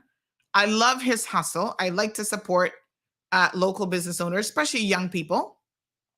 He really provided great service. Like I said, he was there in 5 minutes. Got me all sorted out. And I said, Jonathan, I'm going to do a post. And he's like, oh, that's nice. We took a little selfie and we posted it up. Now, this is where the value of your marketing money, you might want to really evaluate or reevaluate how you're spending your money. Does it make fiscal sense for you to pay a professional marketing company? Only you can answer this because only you know what you're actually paying them. All right. So here's the thing. I did this post. Little me and Jonathan Webster. Yeah. It's just a testimonial. Now it's the truth. I said, thanks to Jonathan from Auto Shield for the jumpstart. Called him for your mobile mechanic needs. A week of sitting here and the 6-month-old HRV was dead. And when I say dead, I could not even open the door locks. Like, I was a bit surprised that the battery 6 months old was already gone. And someone said, yeah, you should have kept your Mercedes. I put that little joke in there. 459 people liked and loved this post. The post actually reached 38,285 people. Y'all see that? Now, that's a significant reach here in the Cayman Islands because, that's like half the population. Now, not all these people might even be in Cayman. But guess what? If Jonathan even got 10 new customers after reaching 38,285, that's growth. That's forward movement. Right? Over 2,876 people engaged with the post, which means that they reacted to it, they commented, they shared it, they clicked on it, they viewed it. So it's the engagement numbers that really matter. Yes, it matters how many people the post reach. That's fine. Over 38,000, that's great. But of the 38,000, 2,876 actually engage with the post. So this post engagement number here is what you care about, right? That's what matters. Now, some posts by the nature of what they are just attract a lot of attention. Remember the young man last week? What was his name again? Was it James? At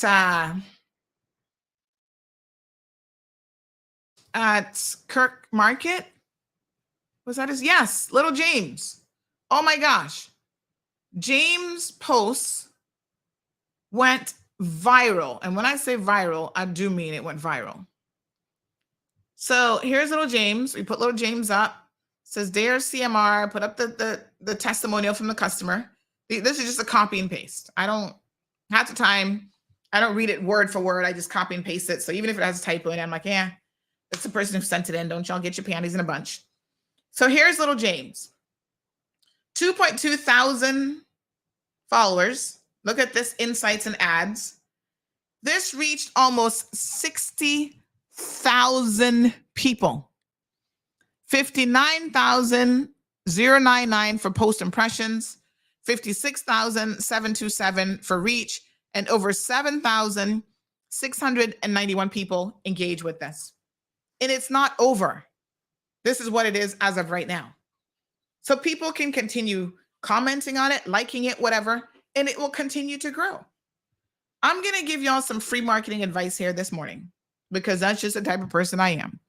I want to see each and every one of you who are in business succeed. Sometimes despite your own misgivings and lack of whatever, I want you to succeed. Social media marketing is not just about sticking up a post. There's a lot of things that you have to do, and you have to be willing to do them consistently. Here's one of them. Every single time somebody likes a post, so this one has 2.2 thousand, right? You click on this right here. Y'all paying attention? You own a business? You got a social media page, especially Facebook. You click on this and you go through and you invite every single person. Look at me giving y'all free advice here this morning. Invite every single person who has liked this post to follow your page. Look at that, y'all. Sandy just gave you free advice, and I'm not charging you for it, huh? How about them apples? Invite people, and you have to do it every so often because, new people like it and whatever. Invite those people to follow you. That is how you increase your numbers. It's no accident that CMR has over 75,000 followers on Facebook alone. There is a strategic point here to all of this. Yes, 75,138 followers and growing. Reach over 245,000 people just last 28 days. Over 500,692 in post engagement. And then the last 28 days, we gained 529 new followers. You probably lost one or two as well because y'all be getting salty and up in your feelings. Right? Shows you top post engagement. You've got to understand the logistics of what it is that you do, because the beauty of a platform like Facebook, folks, is that they give you every single thing that you need in terms of information. You just have to know where to find it and how to use it, because sometimes it can be a little bit convoluting. Yeah. All right. None of that was on a discussion this morning, but anyway, giving y'all some free business advice. Racism in the Cayman Islands is alive and well. Did I need to tell you all that? Let's give a few examples from over the weekend. Oh, Lord have mercy. Couple posts that went up on social that really, really concerning, actually.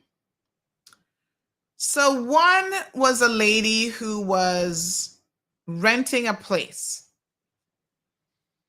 who decided in her rental to exclude people from it. Now, let me try and find this post because a number of people sent it to me. And at first I looked at it and I thought, oh my God, some people, you can't help them, you really, really can't. Let me see if I can find it.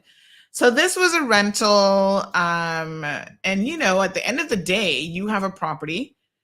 Technically, you can choose to rent to whoever you want to.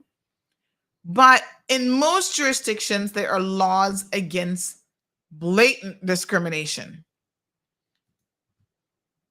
Let me be very clear here. That doesn't stop discrimination, but you can't say, I don't want to rent to Black people. I don't want to rent to Asian people and all this kind of stuff. That just doesn't fly. Okay. So let me see here now. I'm going to find this post so I can read it verbatim in terms of what it said. I don't know who told this person this was a good idea to put up this rental post, but it essentially said that they were not going to take any NAU clients or Asians. It says no NAU and no Asians. The problem with this is this reeks of racism. Yeah. I don't even know why the person worded it that way, because honestly, it was just completely unnecessary. When I say unnecessary, I mean really, really unnecessary. Why would they need to say, listen, people can say no NAU, and in some respects, that might be a form of discrimination, but the reason why most people don't want NAU is they say, they can't deal with the red tape of it all, and government taking their sweet time to pay people. And listen, when you have government as a client, you have to have the patience of Job when it comes to receiving your money. Some entities, some departments, some agencies are quick. Yeah, you get your money quick. Others, child, months later, you're still like, can I get that invoice paid? It's the nature of kind of doing business with government, child. They say they're world-class civil service, but sometimes they're a little bit slow. And you just, you know that in 99% of the cases, you will eventually get your money, so that's really not the issue. It's a question of when. And I get it. Some of you cannot wait, to get your money. And so it's your choice. If you say, well, I ain't got no time to be sitting out waiting on government. It is what it is. Now, we've seen racism in this country before, and I've talked about it. I'm searching for this particular post. I see one from September of 2020, talking about they want a professional expat. That's racism. Yeah. This one talking about work visa holders. This one said, I'm trying to remember what the wording on this one was. But, they'll specifically say things like, we don't want certain nationalities. Or they do the opposite. Look at this one from a local restaurant, looking for Canadians and Australians. I'm like, what? This is the Cayman Islands. This one we posted back in 2021, January 2021. Preference for on-island applicants. But why are you looking for Canadians and Australians? In the Cayman Islands, the work requirements are, you're supposed to be looking for Caymanians. What the hell? So when you tell me you're looking for Canadians and Australians, I have to ask the question, say, what? Why are you looking for Canadians and Australians?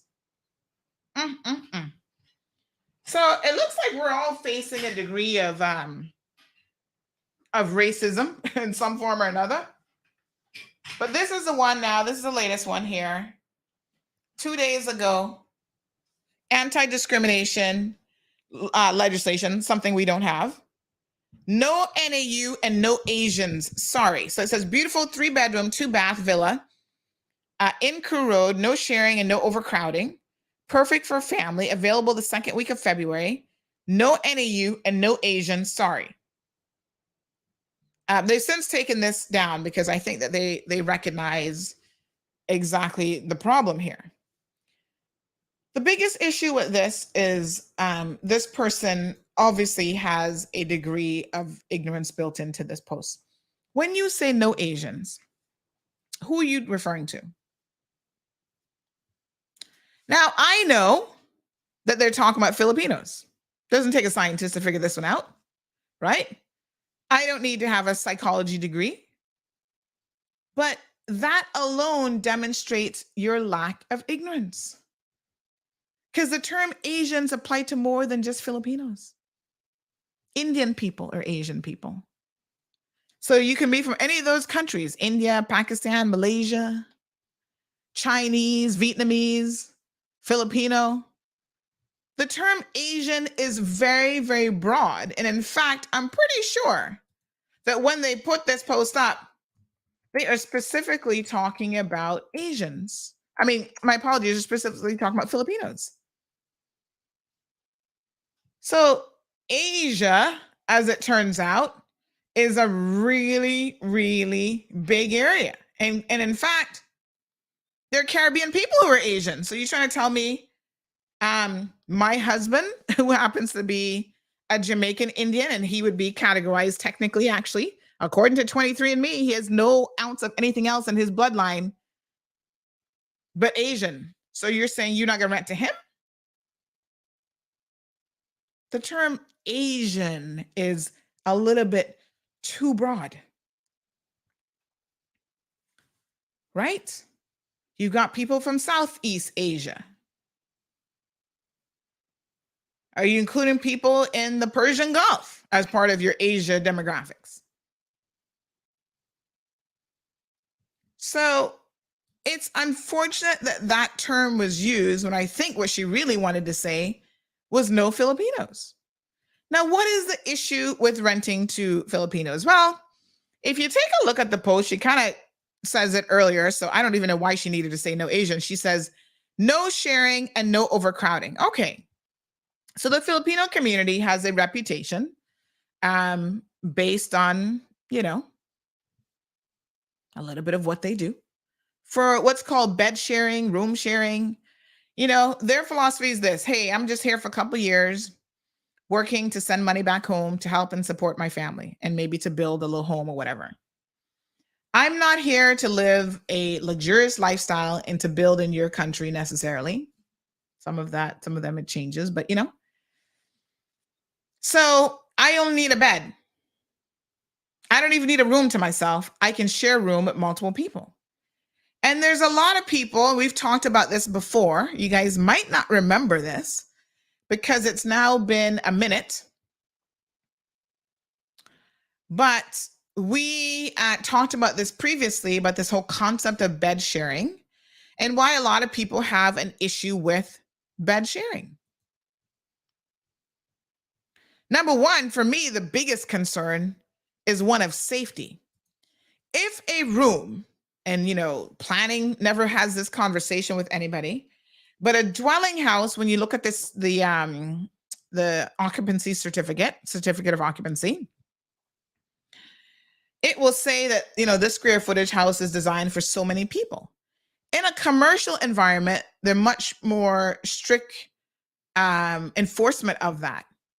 If it's only for so many tenants or whatever, they're not going to allow you to overcrowd it because heaven forbid a fire breaks out or there's some kind of emergency or whatever, you got a problem. Well, that should be an equal concern in the residential market.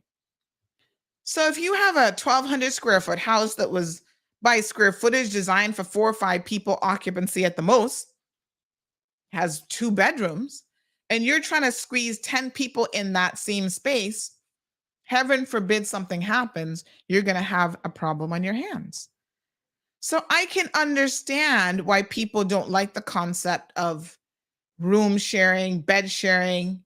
And as we continue to, on the one hand, import some degree of poverty, on the other hand, allow landlords to kind of increase pricing exorbitantly, and there's no measure of controls in place whatsoever. And I'm not advocating that government is the one to try to put controls in place. Listen to me very, very carefully. You will have more and more desperate people trying to share stuff. You've seen these crazy ads up on EK, people talking about, they don't even know you, a man, but he's looking for a woman to share a bed. And I'm like, what? You looking for who to do what?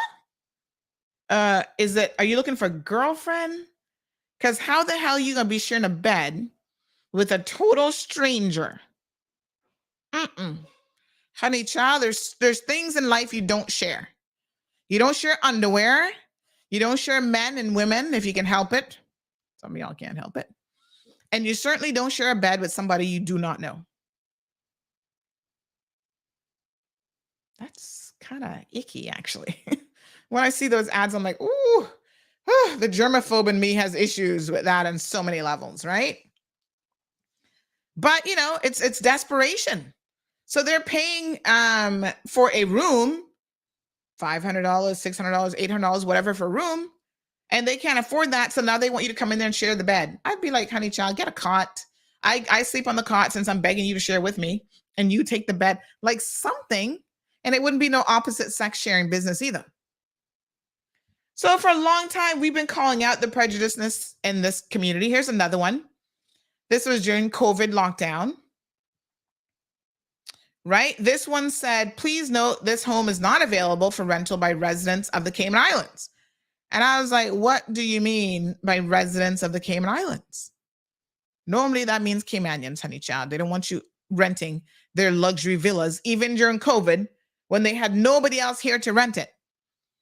And of course, this woman got all up in arms about, we were misinterpreting this and blah, blah, blah.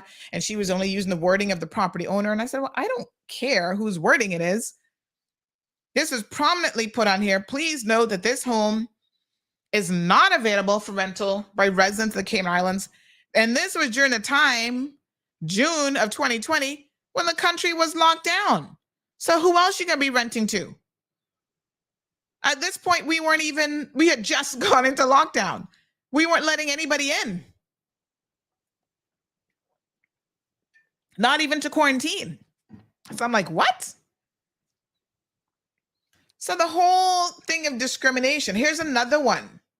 Job hiring sales clerk, where they say, that they are looking for, what did they say in this one? I think this one's looking for, preferably Thailander, Indonesian, Nepalese, or Chinese.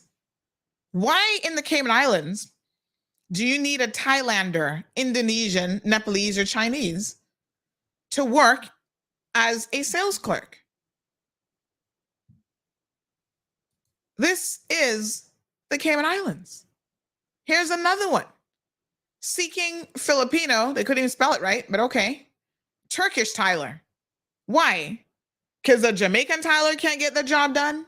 A Caymanian Tyler can't get the job done? Like, what on earth? Filipino Tylers and Turkish Tylers are bringing a certain skill set to the table?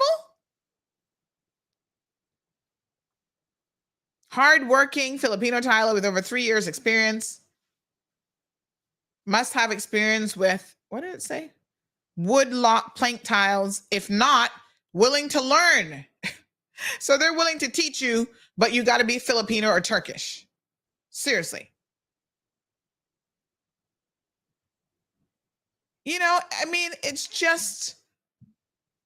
It's shocking and disturbing that we see these constant reminders that we are surrounded by racism and discrimination on all fronts. Caymanians are having to put up with it. We are having to be discriminated against in housing, in job opportunities. Someone made the remark with this last ad that the funny thing is that person might be a Caymanian now, but they're like, where did she come from? What part of Honduras? And now you come here and get a little apartment, I guess, that you can rent. And now you're discriminating against other people. It's not a good look. But what is even more concerning is the fact that we have no legislation. We have no anti-discriminatory legislation on the books whatsoever. So it's not protecting me as a Caymanian, as a woman. It's not protecting anybody because it just doesn't exist. And this now is where I have to ask of the politicians, why not? It is time that we put certain consumer legislation in place. You should not be able to discriminate against someone based on their color, creed, or nationality. Sexual orientation, none of that stuff should be a reason for you to discriminate against somebody else. I should not be discriminated against because I'm a woman, because I'm a person of color, or because I'm Caymanian. You, likewise, should not be discriminated against because you're Filipino. And on the flip side, you also shouldn't be given preferential treatment in this country because you're Filipino either, because this isn't your country. Now, in the Philippines, if you have protection legislation in place that says, you know what, for these jobs, Filipinos come first, I ain't got no problem with that. Because in my country, when you're in the Cayman Islands, you should be seeking to hire Caymanians first. All right. Good morning to Debbie. Hero Blair says he enjoyed the parade yesterday. He's joining us from Orlando. Today's very cool on my birthday. Hey, happy birthday. May you live to see many, many more. Louise says, well, I lease a bar from Jessica Essence, and she made it clear in one of her comments that she don't want Black or Spanish people in her place. Who's Jessica? And she is Black and Spanish. Oh, Lord Jesus. Talking about a piece of work. She says that she will have a hard task getting her white people back in her bar. Say what? Oh, Lord, the ignorance surrounding some of these things is a little bit shocking, I must say. Luis, I need to wrap my head around what you're saying. Is it unheard of that people are prejudiced against their own people? Honey child, open your eyes now. This is the Cayman Islands, and we suffer from this ourselves. We can be some of the most discriminatory people against our own people. And I don't mean black versus white. I mean our own people of color discriminate against each other. Talking about shades of color. I'm like, shades of who? Child, you are black. Even if you're fair skinned with straight hair, you're still black. You got an ounce of Negro blood. Everybody else in the world would consider you black, but yourself. What a hot mess. 943 Bobo's telephone number if you have an opinion on this. We've had discussions on here about how we get so caught up about hair texture and nappy hair and this and that. Caymanians have 1% European, and they want to go around talking about, oh yeah, my ancestors are European. Lord Jesus. I was looking at my 23andMe results last night. I was showing my girlfriend Mary because she just sent hers in, so she's anxious to get her results back. And I was showing her some of my results, and look, yeah, I found some new people that I'm family to that I didn't even know. Apparently, Isaac Rankin and I are family. Hey, cousin. Lorna Dilbert. Hampson and I are cousins. Lorna, as much as I talked to you, I didn't know we family somewhere down the line, honey child. I think it said like third or fourth cousins or something. I'm like, what? I need to find out how this really go. And Ralston Anglin's daughter has done the DNA test, and it says that her and I are third cousins. I'm so shocked. Good morning, caller. Yeah, morning, son. I love the topic. Yes, my love. You know, here it is. I didn't believe in racism in Cayman ever. I mean, not saying that I didn't know. I didn't believe it exists, right? But it's not a Caribbean thing, in my opinion. Majority of the interactions with racism is always from Americanized people, and I say Americanized people because I hear it from my own Caymanians themselves, and they've been in there from I don't know how long going to school, and they just adopted this behavior that they have. And instead of me now being like, okay, let me just say I'm a prejudiced person, I just don't like this person, or I'm not saying I prejudice, but in an example of instead of saying racist, a lot of people use racist in every single manner they can think when they don't get the privilege. And I've heard it when like just say people of color, they say, oh yeah, I got better privileges because I sound like an American. I'm like, do not let your guard down, because you're still a person of color. If you believe in racism, your voice and your language ain't going to change anything. So those same people that still don't believe that they are racist, they are the ones that are, because look, I met one over the weekend. I'm not gonna call out no names, but it wasn't the nicest conversation because it got interrupted in a couple of occasions. And I hope he listening today so that when he come back, I could have a word with him better off, right? But if you see certain individuals, and homophobic also comes involved with those things, because if you see a person of a different gender, let's just say they consider themselves women, do not just go on and say, really, that's what you're going to wear for the night? Leave them alone. Leave them alone. Not homophobic. I don't support the gay community as well, but leave them alone. It is not your job to judge a person. Not your job to judge a person. And racism comes in all different shapes and sizes, like what you say with these job ads. Them job ads to me sound a little bit more like human trafficking. I say human trafficking, you already know you got this selective person that you are going to hire, possibly on the island already, but you need proof that you were looking for a particular person to do the job right? I mean, I can only look for experience. So I'm just bringing up a little point of view still. Appreciate it. Thank you very much. All right, my dear. All right, what's your opinion on this, folks? Do you think that there's racism that exists in the Cayman Islands? And at what level, and what have your experiences been? So Jonathan says, because people know that NAU clients are not the best paymasters for rent, and the Filipinos, although they pay their rent, they tend to stack up 8 people in a room. But here's the thing, Jonathan, right? Like I said, I acknowledge that issue fully. And the way to have addressed it, she already did that in her post when she said no bed sharing and no overcrowding. When y'all have units for rent, you have to be very, very specific.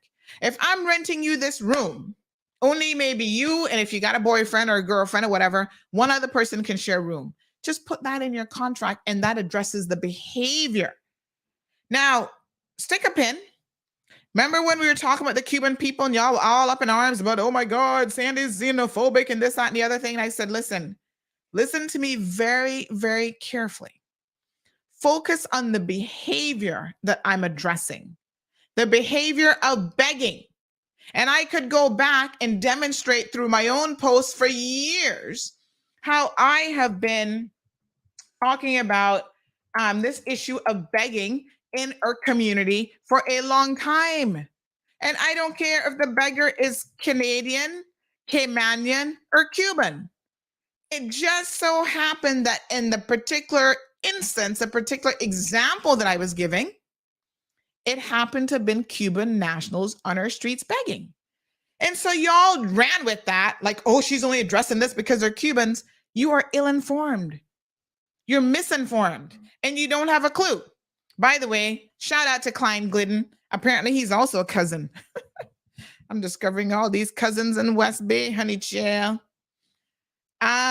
So it's the behavior that's offensive. It's the behavior that is problematic. And I'm going to call out who's doing it. If a Caymanian's doing it, I'm going to say, why am I Caymanians out in the street begging? If a Jamaican's doing it, I say, why are these Jamaicans out in the street begging? And it is compounded by the fact that in the case of Jamaicans, if you're here on a work permit, we got a problem. If you're a Cuban here as a migrant, we got an extra problem because my government just spent over $3 million supporting you and feeding you, whatever. Why are you out in the streets begging? But to be very clear, the comment is not made because of who they are. It's made because of the behavior that one is engaging in. And there is actually quite a difference. So I was recently, last week, working on the content for the show we did last Friday. I think it was last Thursday, actually, about the, what are they called?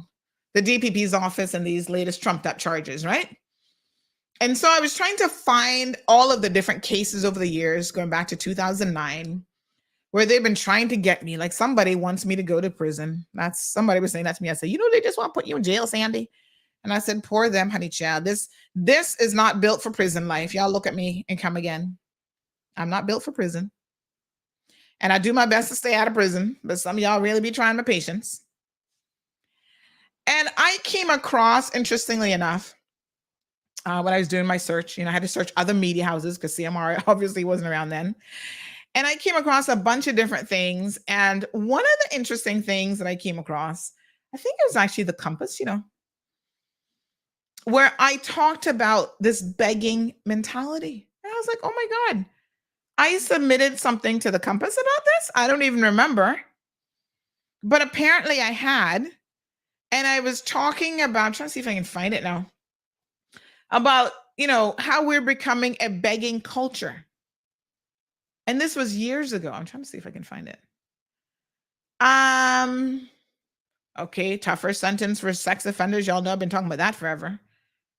Let me see now. Where is it? Anyway, it's somewhere here. And so it really was just a reminder yet again of how long I've been talking about these types of issues. I almost feel like a broken record at times. And that I've even talked about it specifically as it relates to Caymanians doing it. Because I feel like we have changed a good deal of what we're willing to accept and who we are. Right? Let's see if I can find the story. But anyway, it's here somewhere. Somewhere about.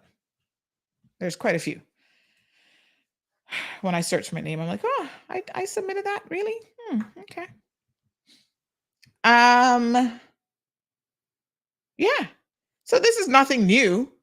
And it's something that I've been concerned about for a minute because I think that we're getting to that level now where it's becoming problematic. So don't get confused with the issues. When we talk about things like, let's not adopt this behavior, wherever it's coming from, even if it's like an internal behavior that we have within our own community, this is not the sort of conduct that we want on our streets. Okay. Now, since we're talking about racism, Lord Jesus, I could not help but see this article. Well, we posted up the article earlier, but this woman on a WestJet flight who had visited the Cayman Islands, and granny is prejudiced as she wants to be. Now, it does strike me as peculiar that you would come to a Caribbean country. The Caribbean happen to be people of color. Y'all do know this. But you come to a Caribbean country and you expect to find what? When Christopher Columbus came here, those of you who don't know your world history, he found people here already. The Europeans came and found the natives here. And the natives at that point would have been a mixture of, so-called indigenous Caymanians who, good percentage of them would have been slaves. Remember? When they finally had Emancipation Day, our population here in the Cayman Islands was 50-50. 50% free, 50% slaves. It's probably one of the few places in the world that had that sort of equal number when it came to our proportions of slaves versus non-slaves. And it has created a very interesting dynamic where, as Alejandro just said on the phone, he didn't even think that we had racism in Cayman. You'd be sorely mistaken if you don't believe that. People in family members, like, I came out lighter skinned than you, so therefore I'm better than you kind of mentality. Same Amayana. Dropped out of the same hole. Listen to me carefully. And they have to keep their hair short to keep down the nappiness. Okay? But they want to talk about, because they came out a little bit fairer skin, because somewhere down the line, there's probably the slave master intermingling in a sexual way. So the gene is there. Oh, but Sandy, your DNA say you're almost 20% European. You should claim that. Why? If the majority is something else, why am I fixated on the minority? But that's how Caymanians are, Oh, yeah, Sonny Child. Oh, my great-great-grandfather was from Scotland. It's like, really? I'm looking at you going, really? Try and go get some sun, honey child. Stop hiding from the sun. Talking about you don't want to get crisp. You don't want to get dark. That's your natural color. Ms. Venice, good morning, says cheap labor. That's why. Alejandro says, sounds like human trafficking. Miss Darlene says, Cayman is so racist. It's pitiful. Well, it's bad enough, Miss Darlene, that we have our own. But Lord Jesus, when we start bringing people in, even as visitors, I am concerned. Look at this video. This first racist. Hold on. Let me rewind this now. This little granny is on a WestJet plane. And she's typing. I watched the original video in Chow. I was like, I can't watch her. She types so slow. I was like, I can't watch her no more. Her little one finger typing. She's like, And then she typing, and then she hits the back button. Got that wrong.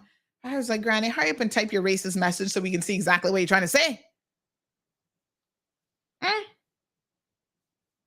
I was like, Lord, Granny, you can't be quick with those racist fingers. You got arthritis in them or what? Anyway, let's watch the video. Imagine sitting next to this woman in a WestJet flight and hearing her talk about you in a derogatory way, and you're sitting there recording it. And of course, now it's gone viral. And it's it's a little bit surreal and crazy all at the same time. But listen to this. Here we go. Here's Granny. First racist encounter. Gotcha. Record it.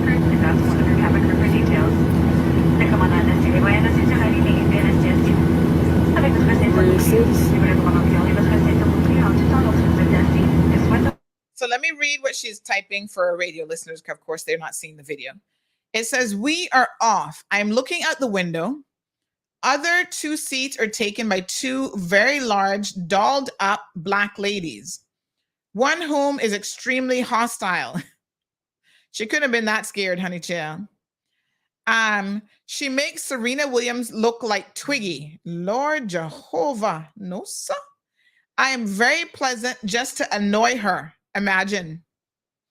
If I need to use a washroom, I'm going to present I am really crippled and ask a stewardess to help me. I'm not so sure what that part is about, but I'm like, okay, was a stewardess also someone of color? I don't know. But anyway, she types so slow, she keeps going. And the funny thing is that this was on a WestJet flight, as we said, and her ticket actually said she's from the Cayman Islands. Or she was visiting the Cayman Islands.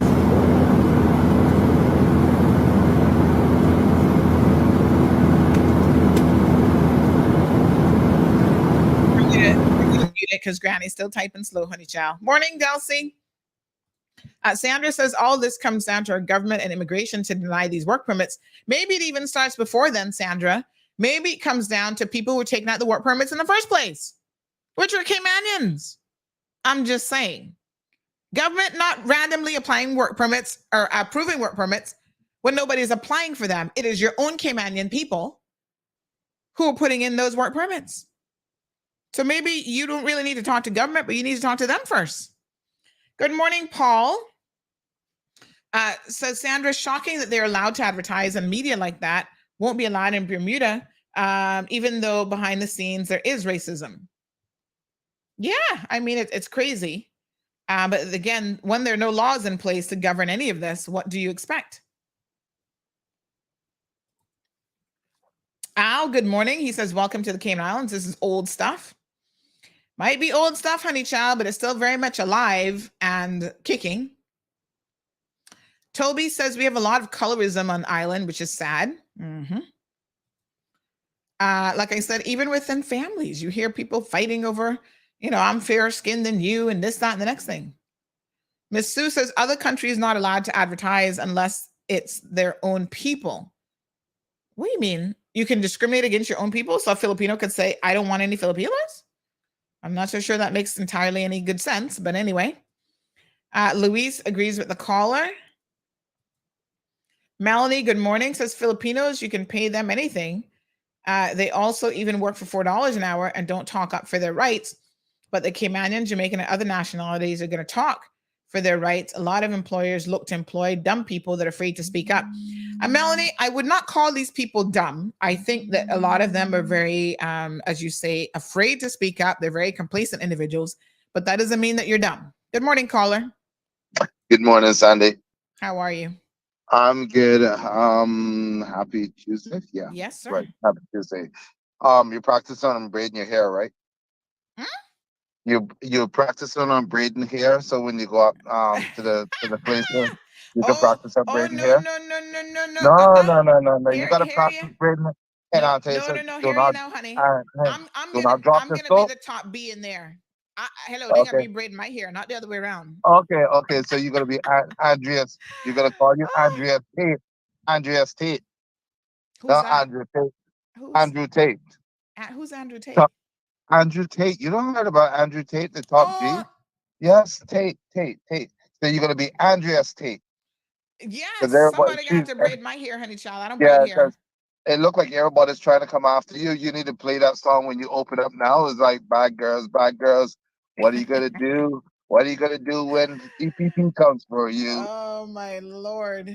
Listen. just to let you all know, racism has been going on a lot in Cayman. A lot of people is very hidden.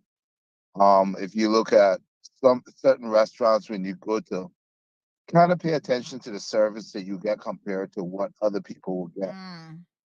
The other thing is a lot of people were so quick when the island was locked down to have all these wonderful staycation posting up on Facebook, posting up on Instagram, Twitter.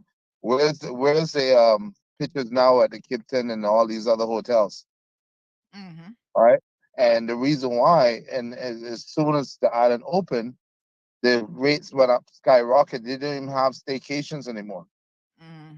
Right? They're not even uttering staycation. If you go there, I mean, listen, to be fair to them a little bit, if their No. primary market is tourism, you can understand that if they're full and they don't have the room for staycations, but they need to remember when that wasn't the case, who was keeping them afloat. right. But You if know? you even, not even that, but if you go to the properties now, the different type of service you're going to receive compared to when it was open or when we were locked down, you walk in there and it was all smiles. Now they're not even going to pay you a mind. You know, even if you go in to say you're going to go to the beach, have something to eat, you're not getting that full service. You know, to me, it doesn't matter because I really don't need to go there. But for some Child, people, I gotta tell you the truth. When I show up, they be rolling out the red carpet for me. oh Jesus God, they know yeah. They're like, "Oh, Miss Sandy, all that you do in Yeah. the community, come sit down. We'll Yes. get Would you like breakfast for you." I'm like, would you like "Okay, a does glass of everybody else?" mimosa? I'm like, Can "Does we rub everybody your else get feet? this treatment?" Yeah, no, that's not gonna happen. That's not Lord. gonna happen. But yeah, it's certain things that happens on the island, and like you said, when they said about no sharing and no crowd and this and that was automatically for the Filipinos. You know, Yeah. I mean, that was was directed. obvious. You know, but yep, enjoy the show and have a wonderful day. Practice Thank on you, my braiding, dear. practice braiding, practice braiding. Ooh, honey child. Nope, not about that life. Soka says she meant to say pretend to be crippled. Oh, not present. Okay, well, she had me all kind of confused, child, with her little one finger typing. Poor thing. She's still typing, by the way. It took her forever to type this little message. Darlene says, what I find worse here is the discrimination in religions. Oh, well, child, that's a whole other show right there. Jonathan says, let me be real. If I was renting out my house, I too would be very picky on who I'd be renting it to. And maybe some harsh wording would be used to keep the riffraff out. Because sometimes there are some people out there that just don't get it. Well, Jonathan, nobody not saying that, but you mean to tell me that you don't believe that there are Filipinos who are working in corporate Cayman and who have really good jobs and are not bed sharing with anybody? So, and like I said, the term Asian was a whole category of people, you know, so I think it's still discriminatory. Like you can be picky. You can say no bed sharing, no this, no, no, listen, there's a lot that you can put in place. And then there's some things that you really should not say because at the core of that is discriminatory. So Ms. Darlene says the caller is right. Caymanians changing their mother tongue to another tongue just irks me. Child, I can't help it. I grew up in the States. I sound American. Gabby says this is nothing new, especially amongst our own. I was told a certain area in town used to be called Monkey Town because it was mainly Black Caymanians. Spanish people were called wetbacks, drift coconut, etc. You were thought to be less educated if you were from certain districts. And not just certain districts, but Gabby, but certain families of a particular color. That's true. Amir says, oh, it's hair, all right. It's definitely hair. Thing about it, that it's encouraged because anything associated with dark is negative in the world's eye view. So everyone aspires to raise the complexion tone. It's mental slavery. See, bleaching products is a huge industry. It's mental slavery, lack of self-identity. And, Amir, I mean, I have to agree with you 100%. When we think about the connotations of the black forest, the black cat, like everything black is like evil, even the witch, right? She wears a black hat and like everything black is supposed to be like negative. And this is the world over. This is not just in the Cayman Islands. So without a doubt, the term Black, generally speaking, not even when you just talk about race, has a very negative connotation that goes with it. And that is really, really unfortunate. Snow White. Oh, she's the pure, whatever. The evil sisters. Oh, they're from the Black Forest. Johan says racism is systemic. Unfortunately, prevalent in every community, including Cayman. Let's be real. Many of the most racist people used to be covert with it, and now they are liberty and have no shame or not business. Now they are liberty. I think something missing there, and have no shame or not business. Sometimes it is very covert, and then other times the racism can be hidden. Toby says, someone please come and collect your grandma. But it is a learned behavior, Johan. It is systemic. By the way, grandma's still typing. Lord Jesus, her slow typing is what was getting to me. I would have jucked that phone out of her hand a long time. But anyway, they just kept recording. It's amazing that she don't see these people recording sitting right next to her.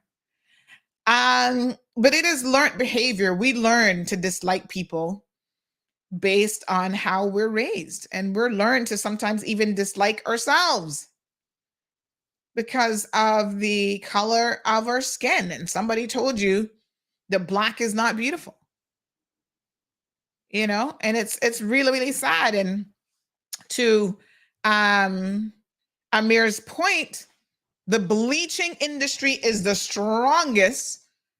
Well, the truth of the matter is, I was actually going to say in the Caribbean, but that's actually not true. It is very strong in the Caribbean. So a lot of Jamaicans in particular, child, they're not bleaching with the black knuckles and everything else, looking brown or high yellow, whatever they're aiming for. They spend a lot of money on bleaching creams and cake soaps and all kind of stuff, literally killing themselves with carcinogens and cancers. But you know who has the biggest bleaching issue in the entire world? There's a trivia question for you. Asians, actually. Can you believe that? Good morning, caller. Welcome to the program. Hi, good morning. I wanted to share. I had 3 experiences about this racism thing, and I was with my 2 children. I don't even know where to start, to be honest. The first one was at a local restaurant that plenty of people go to. And I told the cashier, I would like to dine in with my 2 children. And obviously you need a tray. So by the time I finished doing the order, the manager gives me my food, my order, but give it to me in a carry bag to take out. And I said, no, I am dining in. His response was, we don't have no tray. The cashier turned around and said, no, we do have trays. And I'm like, say what? What do you mean you don't have no tray? Anyway, go sit down with the children, have food. It's so I'm 2 ladies in front of me wearing a uniform. I even getting nervous. Wearing a uniform. Take your time, child. Take your time. That they work immigration. Okay, that's fine. That same manager goes to them and asks them, do they need any cup of ice? Do they need ketchup? Do they need this? I couldn't smell my blood. I couldn't help but just pack up the food with the children, just leave. And I had to put my mask on as a parent that none of this are really happening. Oh my God. I got so overwhelmed, I couldn't help but to go home and cry in the shower. Oh my God. It is disgusting what Cayman coming to. Seriously, it's very disturbing. And knowing that you grow hair, you born here, that's all you know. That's the only history you know. Whether you bilingual or not, and people still turn around and look at you with a side eye and giving you attitude and this and that. It's disturbing. Wow. That's one. Incident number 2, at a public beach. Mm. The hut was empty. Okay. My family and I on one side, 3 Filipinos happen to be on the other. No problem. When we come out the water, everybody greet each other mutually and respectfully. Everybody fine. Out of nowhere, a bunch of gringos, a bunch of white people with platter and everything, literally just rushed us out of our hut where we were first, saying to the Filipinos, we have this hut reserved. My son comes to me and says, Mama, the lady said that she's renting out the hut. I say, okay, that's no problem, but there's no sign.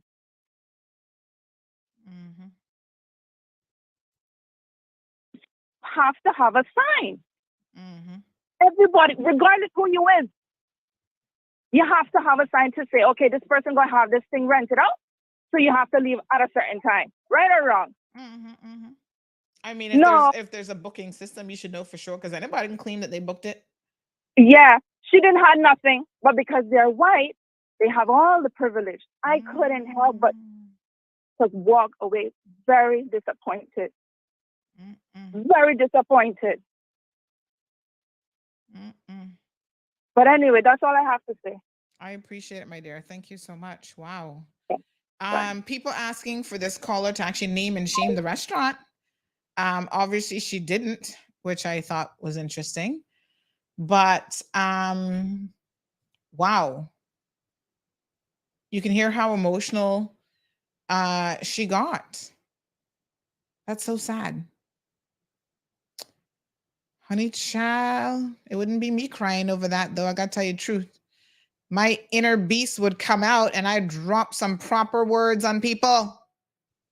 I tell you, my mouth not join church, and I'm not afraid to tell you how I feel. But you know, the sad thing is, so many of us, Dave says, name the restaurant, shame on them. Soka says, name the restaurant. Miss Harleen says, name and shame them. Because I don't want to go there. Let's boycott that establishment. That is really, really disgusting. Caller, WhatsApp me, because I am interested to know who this restaurant is, because I tell you what, I don't patronize people, businesses like this. And if you tell me who that restaurant is, I can tell you without a doubt that I'm not going there if I have been there before. Shocking. And like she said, in your own country, there really is no greater insult. Johan says, but equally multi-generational Caymanians don't like anybody from anywhere and are even more wicked and bigoted against their own.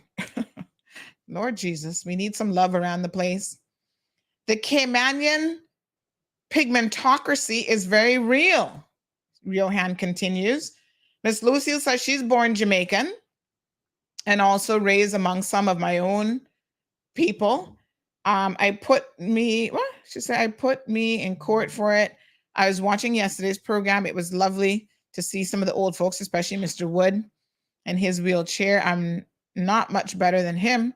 We're all going to get there at some point in time. He was long ago boss. I love him so much with that beautiful smile. You all, okay, thank you. Louise said, but there's a lot of humble people being abused too because they are in a work permit. And none of this, folks, is right? Because fundamentally, there is something wrong if you mistreat people for whatever your logical reasons in your head might be. You can't mistreat your fellow man because of race, color, sexism, gay, not gay, straight, half straight, bisexual. I mean, you know, where does it stop, really? Jonathan says, I think a majority of Cayman is racist. It's based on how much you got in the bank. Well, Jonathan has a little bit of a point here, and it's not a little bit of a point, it's actually a big point. The interesting thing about Cayman is we're more classist than we are racist. So yes, there is racism, but here now, people will ignore your blackness if you're rich enough. Money talks so much in this community, and I have seen it so many times. I'm not going to embarrass anybody, but trust me. I've seen people that would never get an invite to these fancy smancy restaurants, and they wouldn't be on anybody's list. Yeah. And they only get on there because they're a CEO and they're making $25,000 a month. Otherwise, they're like, oh no, honey child, you too black, your nose not straight enough, and you got nappy hair, you're not welcome here. Right? But once they get to know who you are and you're a mover and shaker in Cayman because you're a partner at a law firm or an accounting firm, all of a sudden you somebody to them. But you're not really, because heaven forbid you have a fall from grace. You'll recognize how quickly you are disinvited from society. That's the truth. Sad, isn't it? But it's the truth. Yeah? Huh. Wow. This conversation can go so deep. Trust me. Y'all have no clue. So on another note that's kind of related to this, I've been trying to get to this conversation since last week. There's a woman in one of these, Brenda says, not ignore, tolerate. Debbie's saying, please name the restaurant. Honey, message me, WhatsApp me the name of the restaurant, and we're gonna see what we can do. I want to go in there and see how they're gonna treat me, honey child, because like I said, I would tell them, you not got no trays? Really? I gave you a couple tray words. So recently, there was another interesting discussion afoot on social media. Child stuff be popping off on social media. They'll make your head spin. I'll be trying to keep you all up to date.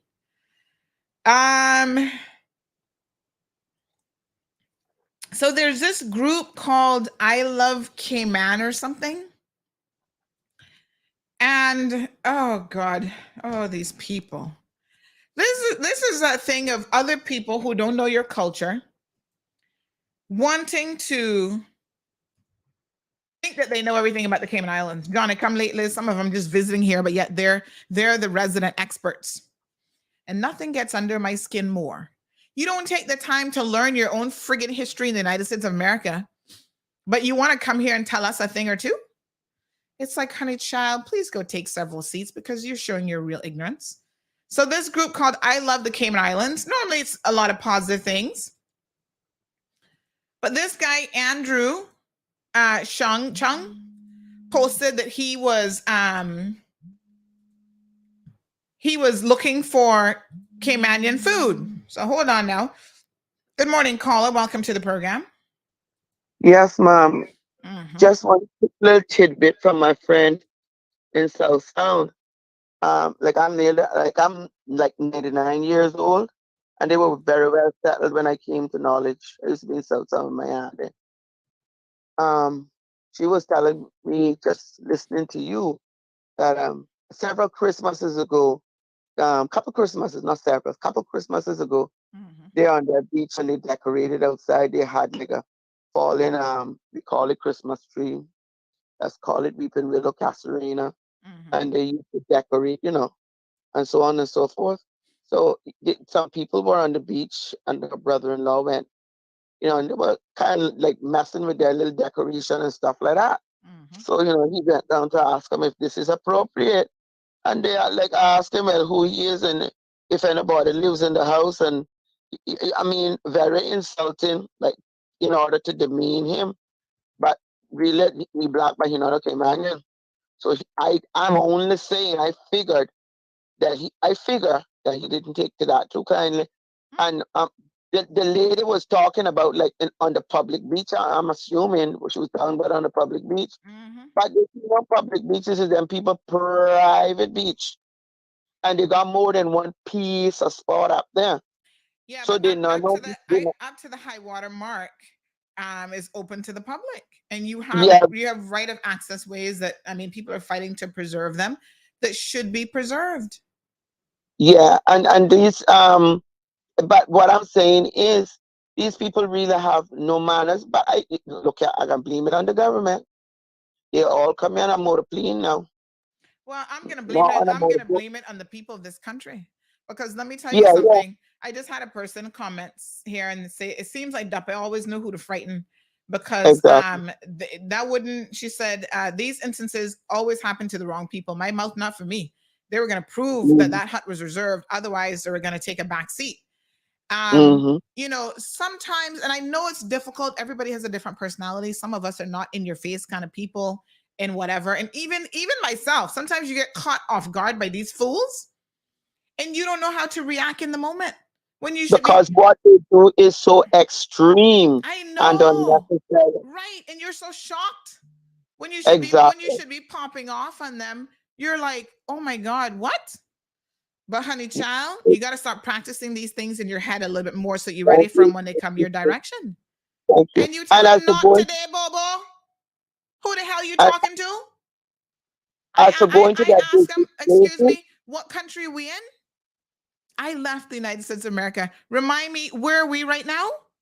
If you say the Cayman Islands, I'm going to ask you to please step back and out of my face.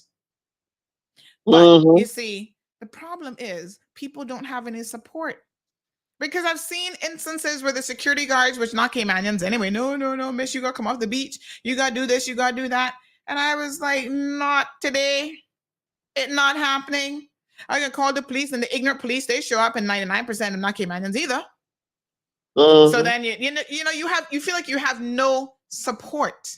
That's the problem. Yeah, but you gotta get that gut feeling and understand if this is your spot. Yes. Every green sun, every breath of breeze that pass, every leaf that flutters in that breeze belongs to me. And now when you pay your money for your terraformer, I'm not gonna trouble you. But then it's tangible, intangible. And the tangibles become intangible when you're talking about something national. Because all that white sand is mine. You pay for your little portion for now. And none of us not gonna live forever. I can leave you with that. I'm not gonna discommode you, not gonna trouble you. But now you're not gonna stop me from running up down the beach in a proper way, and I can't no dog on the beach either. I'm not doing that. Because some people don't like that. I can see why they don't like it. I'm not doing that. But when I need to walk, and I can walk up on your place, and I can trouble your beach furniture. But if it's down in my way, and I can get it out of the way, I gonna take my time gently, and I can do any stuff. This no property. But I can move it every day, and I can walk past. If I got a person with me, a child, an elder, I can get them past. All right, let me grab this other call. Yeah. All right, honey. Don't spend your money when you don't want it. Exactly. Caller. Good morning, caller. Welcome to the program. Yeah, good morning, Sandy.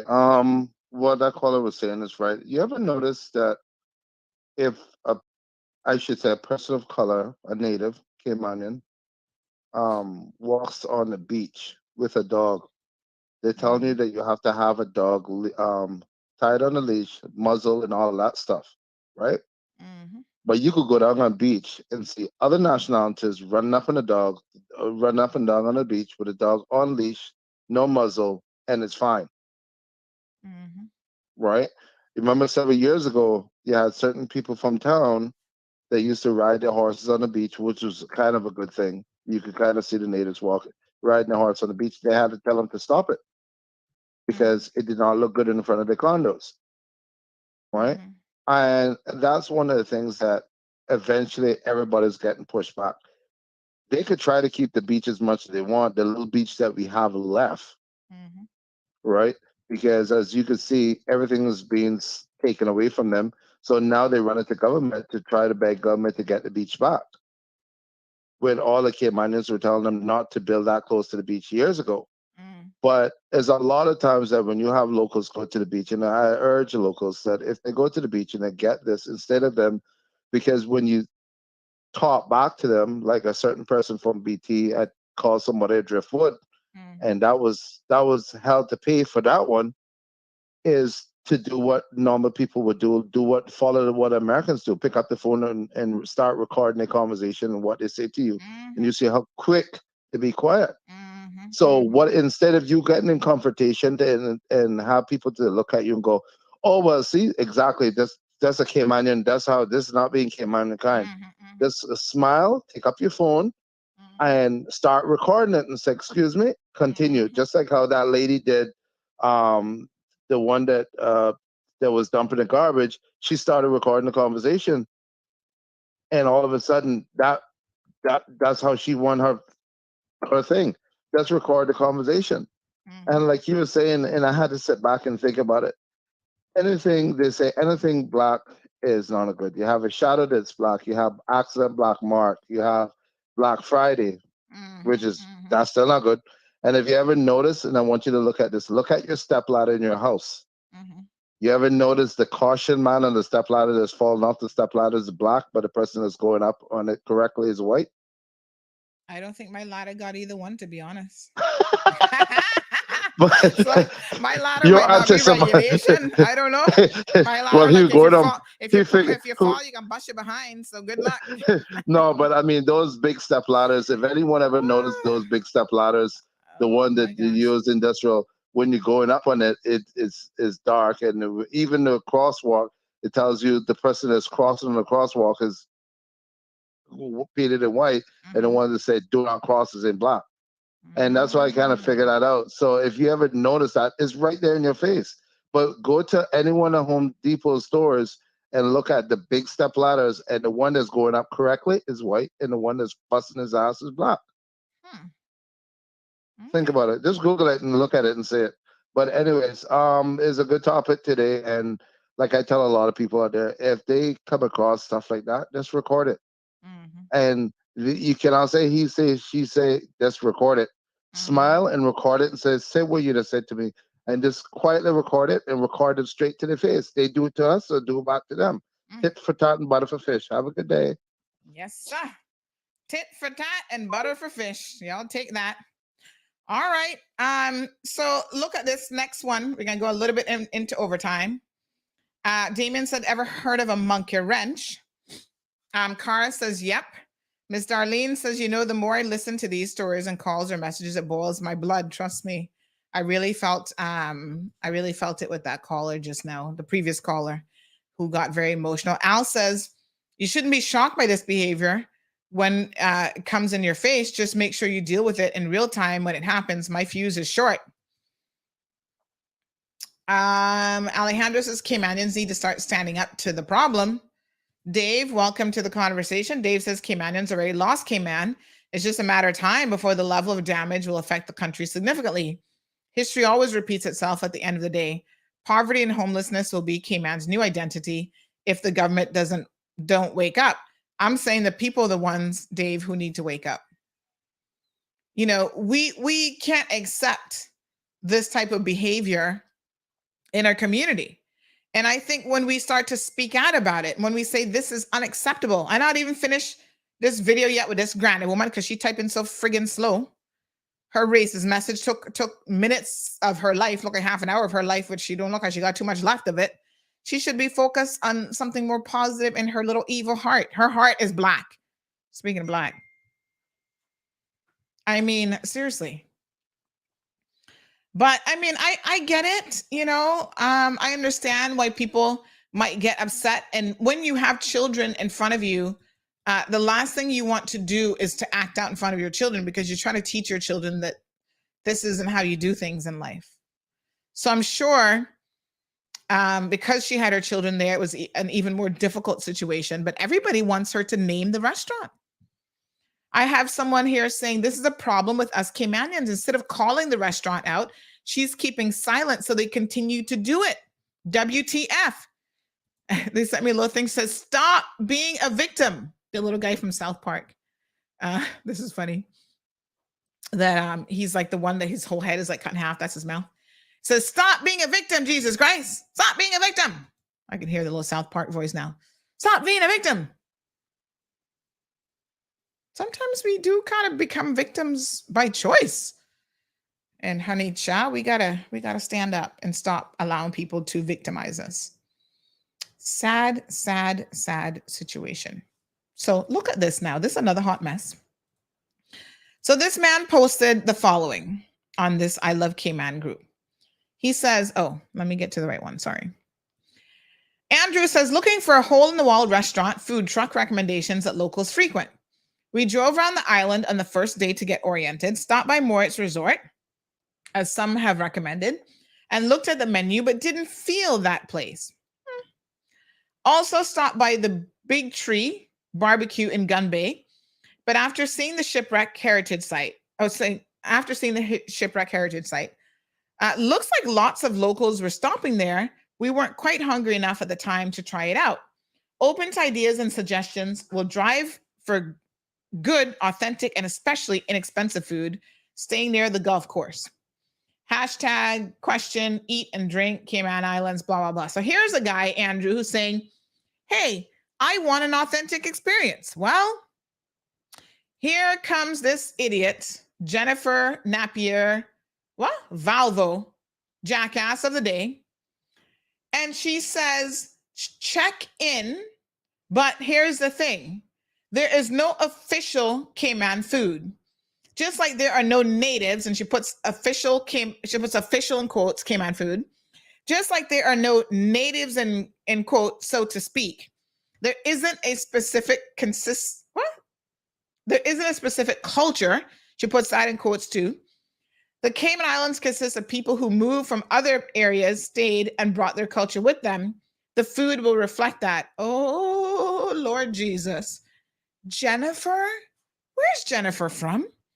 The ignorance that is wrapped up in this one post is so shocking, and yet not really, that I had to really reflect on this. It says that she lives in Buffalo, New York. So she's a New Yorker, I guess, who visits the Cayman Islands. I don't know what her connection is to the Cayman Islands, if she just visited here or what her situation is. I don't think she has any family here, but Jennifer, oh my God. Sometimes it is in your best interest to keep your mouth shut, say nothing at all, and instead of opening it and removing any question about your level of ignorance. What is this woman talking about? We don't have natives. There's a lot of Caymanians who would disagree with you, who are multi-generational Caymanians. The insult. I'm like, what the hell is wrong with this woman? And you see, this is why Caymanians don't like certain people, you know. When you come from certain places, they'd be like, listen, stay your ass in New York. Don't come to the Cayman Islands. Because you come here, all of a sudden, little Jennifer believes that she's an expert on the Cayman Islands. What is her connection to the Cayman Islands? You visited before? There's no natives. We don't have food. We don't have our own food here. You are so clueless. And I want to thank every single Caymanian who stepped up to the plate and put her in her place, including Ann Briggs, Tina Trumbach, and others. Ann says, Jennifer, I think in the last 300 years that we have been settled, we've managed to scare up a few local dishes. I mean, the deluge of foreigners started in the 1970s. So before that, and I think that part of the comment is cut off, but really, how ignorant can you be? Oh my God. Unbelievable. Did she ever remove this comment? We don't have natives. We don't have culture here. Woman, go take several seats. There are no indigenous people in the Cayman Islands. The first settlers were from Britain who were hunting turtle, and it's been a refuge for escaped slaves from Jamaica. Girl, go sit your ass down. Do you mean to say that that the entire world has no indigenous people? How far back do you have to go? So people were here 300 years ago before they were in America, and y'all went there and tried to kill out the indigenous people that you found there. Christopher Columbus came and found people here. I mean, he might have found more iguanas and turtles than people, but he didn't come here and find nothing. Caller. Yes, ma'am. Due to your last conversation, I had to call back. I'm indigenous to know. We had a saying that said, "Go far, stay long." And if you don't have anything to say good about the country, ma'am, in my humble opinion, you don't need to be here, because Charlene Pate was big and fat before you started coming here. Like I said, I'm like 99 years old, and I am still living, and I don't believe in the Cayman Islands. I am going to die of starvation. You better So believe that. Negativity. And I've worked in tourism for a long time, made good money in tourism. I love tourism. Love to see the people coming here. But they used to call them snowbirds. When I was a little girl, loved it. I love tourists. I represented the tourist industry for a long time. I'm not, but when you have to be dogmatic as all that and as insulting unnecessarily as all that, then I am past Caymankind at that moment. I'm defending my own. And about the people that don't want, listen, man, my mother used to tell me, we buried her just a couple of days ago. My mother used to tell me, don't take the chair where the rest of you not want it, and that is your behind not want it. Don't take the chair. If the people don't want you in their business, don't spend your money in their business. That's as simple as that. And let those moments not be an embarrassing moment for mother, the lady with her children. Let that be a teaching moment for your children. And you begin to read them history. And let that be a teaching moment. Don't get upset about that, baby. You crying? Nah. Carry children home and teach them they were there. They know what they saw. Teach them. Thank you. Bye. All right. Miss Brenda says, thank you, caller, that the comment is not wrong, Sandra. This is how we are being seen, because that's really what the Cayman Islands has become. They don't see the Caymanians anymore. We're outnumbered, and our restaurants don't have Caymanian food on their menus. Go ahead now, attack me. Well, the perception that a foreigner has doesn't necessarily mean that that's the reality either. Let me show y'all some Caymanian food, since y'all don't know about Caymanian food. Look at this pot. This is in Cayman Brac, but still, a lot of Caymanians on a Sunday got this on the stove. Anybody can name it? Any of these people talking about we don't have Caymanian food and Caymanian culture? Come again? What about this one? Christmas Day, probably 80 to 90% of Caymanians are going to have this on their stove. And you said that we don't have any Caymanian food? Come again. Now, we don't have the healthiest food in the world, I must admit. This is one of my Sunday plates, honey child, from Miss Elrita. Too much starch on here, but guess what? That chicken be finger licking good. Mac and cheese, my rice and beans, my plantain, my potato salad. Yes, honey child, I could eat some of that right now. Turtle. Y'all be cussing us, coming here and cussing us about eating turtle. Oh my God, you can't eat turtle. That's, the little poor little turtles. That's just so wrong. Okay, the turtle's indigenous like us. And guess what? One indigenous species eating another indigenous species. We love our turtle meat, regardless of what y'all say. That's kind of like our national dish, and we can eat it from now till probably eternity. We have a turtle farm so that we can actually grow and eat our turtle. Where else in America you can go and probably get turtle meat? This is an indigenous dish to the Cayman Islands. This is as Caymanian as you can get. Look at this Cayman style lobster. Do you know what Cayman style means?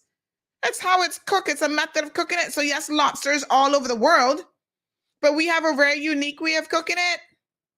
And a Caymanian knows certain foods only go with certain type of rice. Woman, shut your mouth talking about we not got no Caymanian food. Caller, don't make these people get my pressure to go high, you know. It's don't say potato salad, the pink salad.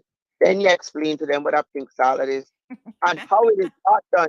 It is not done by pouring the coloring of the you know what. I'm not telling them that either. It's pink. It becomes a certain kind of sautéed soup that is cold at that point. The pink salad. Look at the seasoning here. It's no wonder they don't think we have any food, because even when they put up the menu for Christmas on and now I got to take a little bit of responsibility for this, because oh Lord, I don't know what kind of recipe my woman originally found from our website for Cayman style beef, but she took Tanya Foster's cooking and went off of that. And I said, oh Lord, I don't know what happened to Tanya, because the Fosters are obviously Caymanian, but she missed a mark there on that recipe. I said, no, honey child, let's step back. Let's go find a proper East Ender to tell you how to cook Cayman style beef. But the Compass had all kind of foolishness into their beef that everybody's like, you don't put that in Cayman beef? Salt and pepper, mutton pepper, extinct like all Caymanians will soon be. Salt and pepper. That put it in the pot, cook it. Lord anyway, have mercy. Big shout out to Jordan Seymour. His gran is Miss Elrita, and so you know Jordan know how to cook, honey child. And he loves him some food too. Oh my gosh, he be cooking up. When I see him put up a plate of food on Facebook, I'd be, my mouth be watering. Boy, I tell you, we not got no Caymanian food. Y'all need Jesus in the worst kind of way. And trust me, you've never had a proper plate of food in the Cayman Islands. That's why you can talk foolishness, but we not got no Caymanian food. Look at this stew kunk. Oh my God, Jordan, thank you for posting this stew kunk photo. Hold on. Let me share this one too while I'm at it. Look at ya. Oh, y'all making me hungry this morning. Hold on now, where that one going? Oh yeah, look here. Look at that stew kunk. Oh, with white rice. Oh yes, honey chill. Woo! I tell you what. Yep, there's another plate of turtle. I like lean meat, so I don't get too much of the manavlin, all that kind of stuff. Expats going, well, I don't know what manavlin is. Of course not. Because you're claiming we don't have no Cayman food. How the hell would you know? Please, don't insult us. These are the types of things. You want to be a cultural expert? Go learn about culture in New York, honey chill. Morning, caller. Jonathan, talking about that fish look raw. Which fish? The lobster? I showed you no fish pictures. I don't know what you're talking about. Which fish? That is turtle. That's chicken. That is beef. That is stew. What do we call it now? Oh Lord, hold on, Hannah. Oh God. Rundown. Y'all know which one it is. Salt beef rundown. I haven't shown you any fish, Jonathan. So what fish you looking at? You need to read up on your Caymanian manual. Or what? Miss Dorothy, I don't know what happened to that call. I think somebody was trying to call just now. Miss Dorothy says, my mouth is watering. I love Caymanian dishes. Oh, Lord Jesus. Alejandro says, ask a Caymanian to fry you some good Cayman-style fish. Oh, some barra and fritters would be good right about now. Anthony, good morning. Of course we have Caymanian food. What a nonsense. I had someone serve me Cayman-style beef the other day, and it was just big-ass pieces of roast beef. Miss Brenda has a point. She says Caymanian food might be in our houses, but not being promoted in the restaurants. So how would a visitor know about it, much less sample it? Well, when we have visitors asking, I would have expected Caymanians who were in that group to step up to the plate and tell them where they can go get Caymanian food. Go to Miss Alrita's. You're looking for an authentic experience? She not got no fancy restaurant, but she got some of the best local food in Cayman. Go sit down and grab a plate of food, go on the beach and sit down and pick up your litter when you finish. Richard says, please stop posting pictures of Cayman food. I'm now homesick and hungry.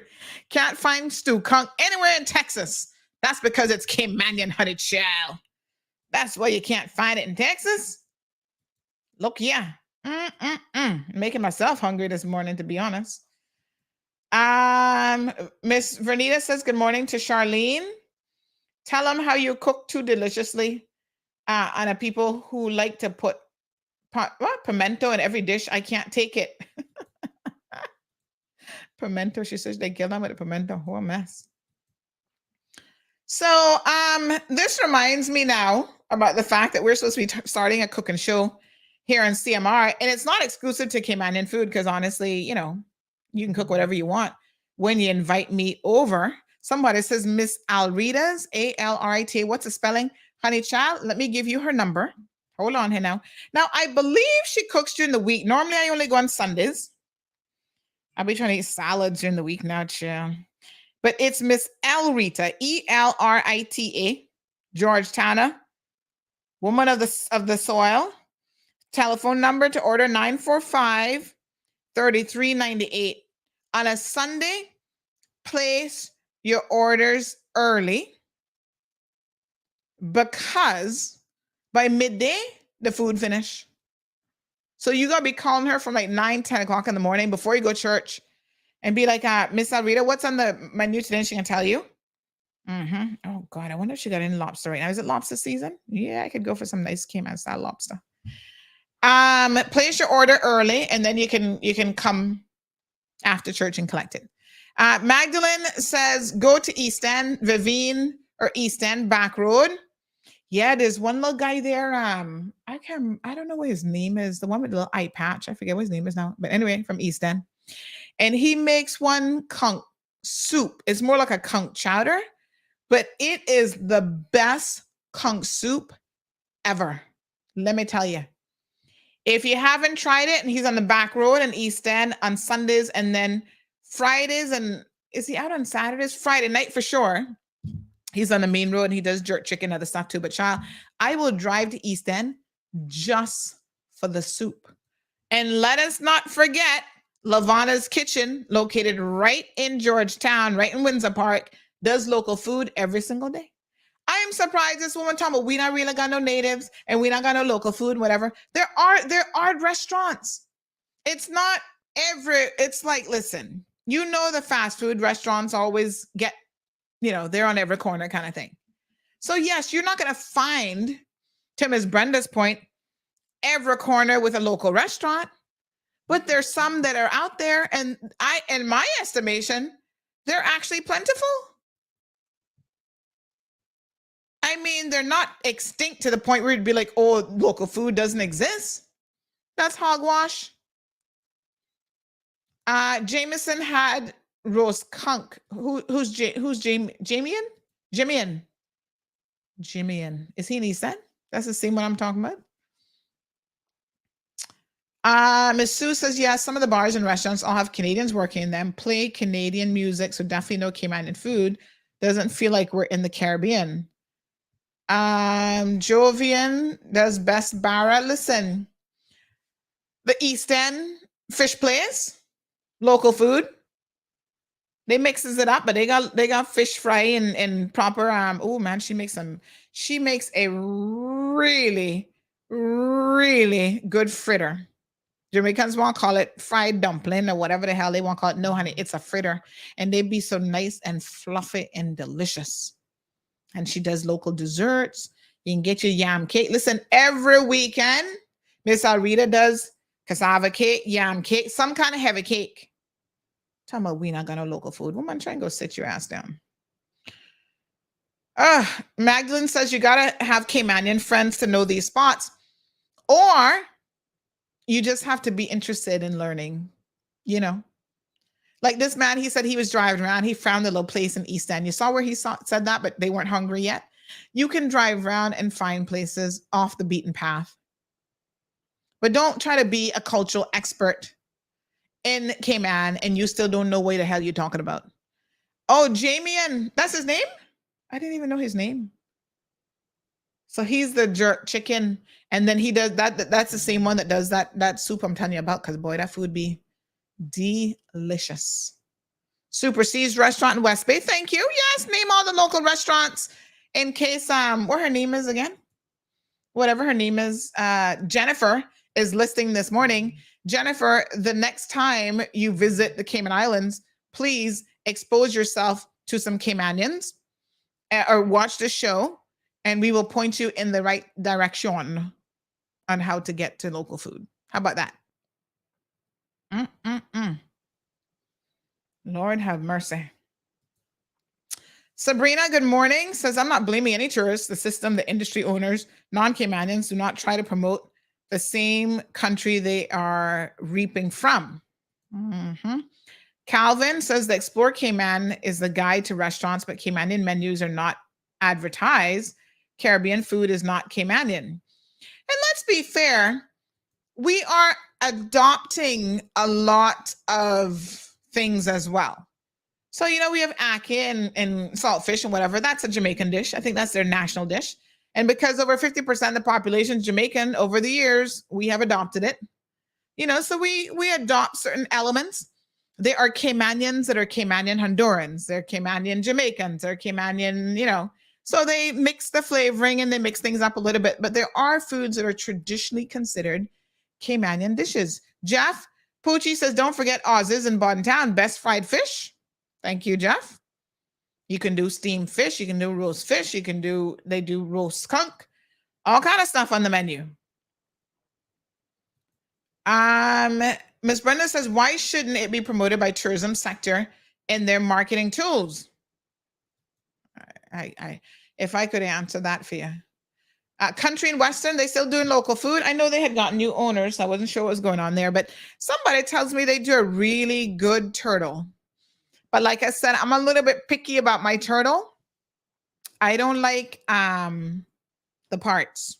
I just like lean turtle meat. Now, I know you have to cook it with the parts in order to get the flavoring and whatever. But I don't want you serving me no manabla and all that kind of thing, child. Mm-mm. I just want lean meat and a little toops of gravy on my rice. And you can leave the rest to other people. Some people mash it up so much that you can't even get lean meat because they're trying to go cheap on the real meat, you see. They're not giving you the big chunks of meat. Y'all notice when I go to Miss Alrita, let me show you the picture again, honey child. Notice what Miss Alrita gives me now. Hold on, that lobster. Yeah, you see how I get all that nice meat? Oh, yeah, honey child. Mm-hmm. Call out the right people. The tourists should be able to click to go somewhere, directions across. Well, I tell you what. Here we are blaming the government as usual. Blaming Explore, Cayman, whatever else. Why don't one of us, Amelia's Kitchen, yes, thank you, Damien. Why don't one of us who has some technical skills, and don't be asking me to do it because that's not me, but why don't one of us put up a website about the best local things to do in Cayman and include, maybe we could even develop a little app. Like you want to explore the real Cayman, these are the places that you must go. Foodies, I'm a foodie. This sounds like a brilliant idea to me. Can somebody take it and run with it, right? Create a app with all of the best local restaurants, drive-in directions and everything. Yes, you got East End, the place in East End, Jay's Jerk, Rose Sunday, John McLean. Yes, Al, put them all on the app so that you won't have any problems. CN, somebody just text me. Hold on, let me see what this message says. This person says, let me see here now. This person says, CN got the best turtle meat, in my opinion. Really? Might have to go exploring. Damien says, no lights or liver, but I love the stew and malavlin. Is it Manavlin? He says Malavlin. I think there's an N in there, Manavlin. The best turtle and Cayman style beef is where? Country and Western? We might have to do a little competition trying to find the best turtle, honey chill. We need a Facebook page for places that don't hire Caymanians, says Damien. Brenda says, I don't like the lean in turtle. I much prefer the Manavlin. Lord have mercy. Well, I'm all for it. Eat whatever part of the turtle you want, but eating turtle is very much Caymanian.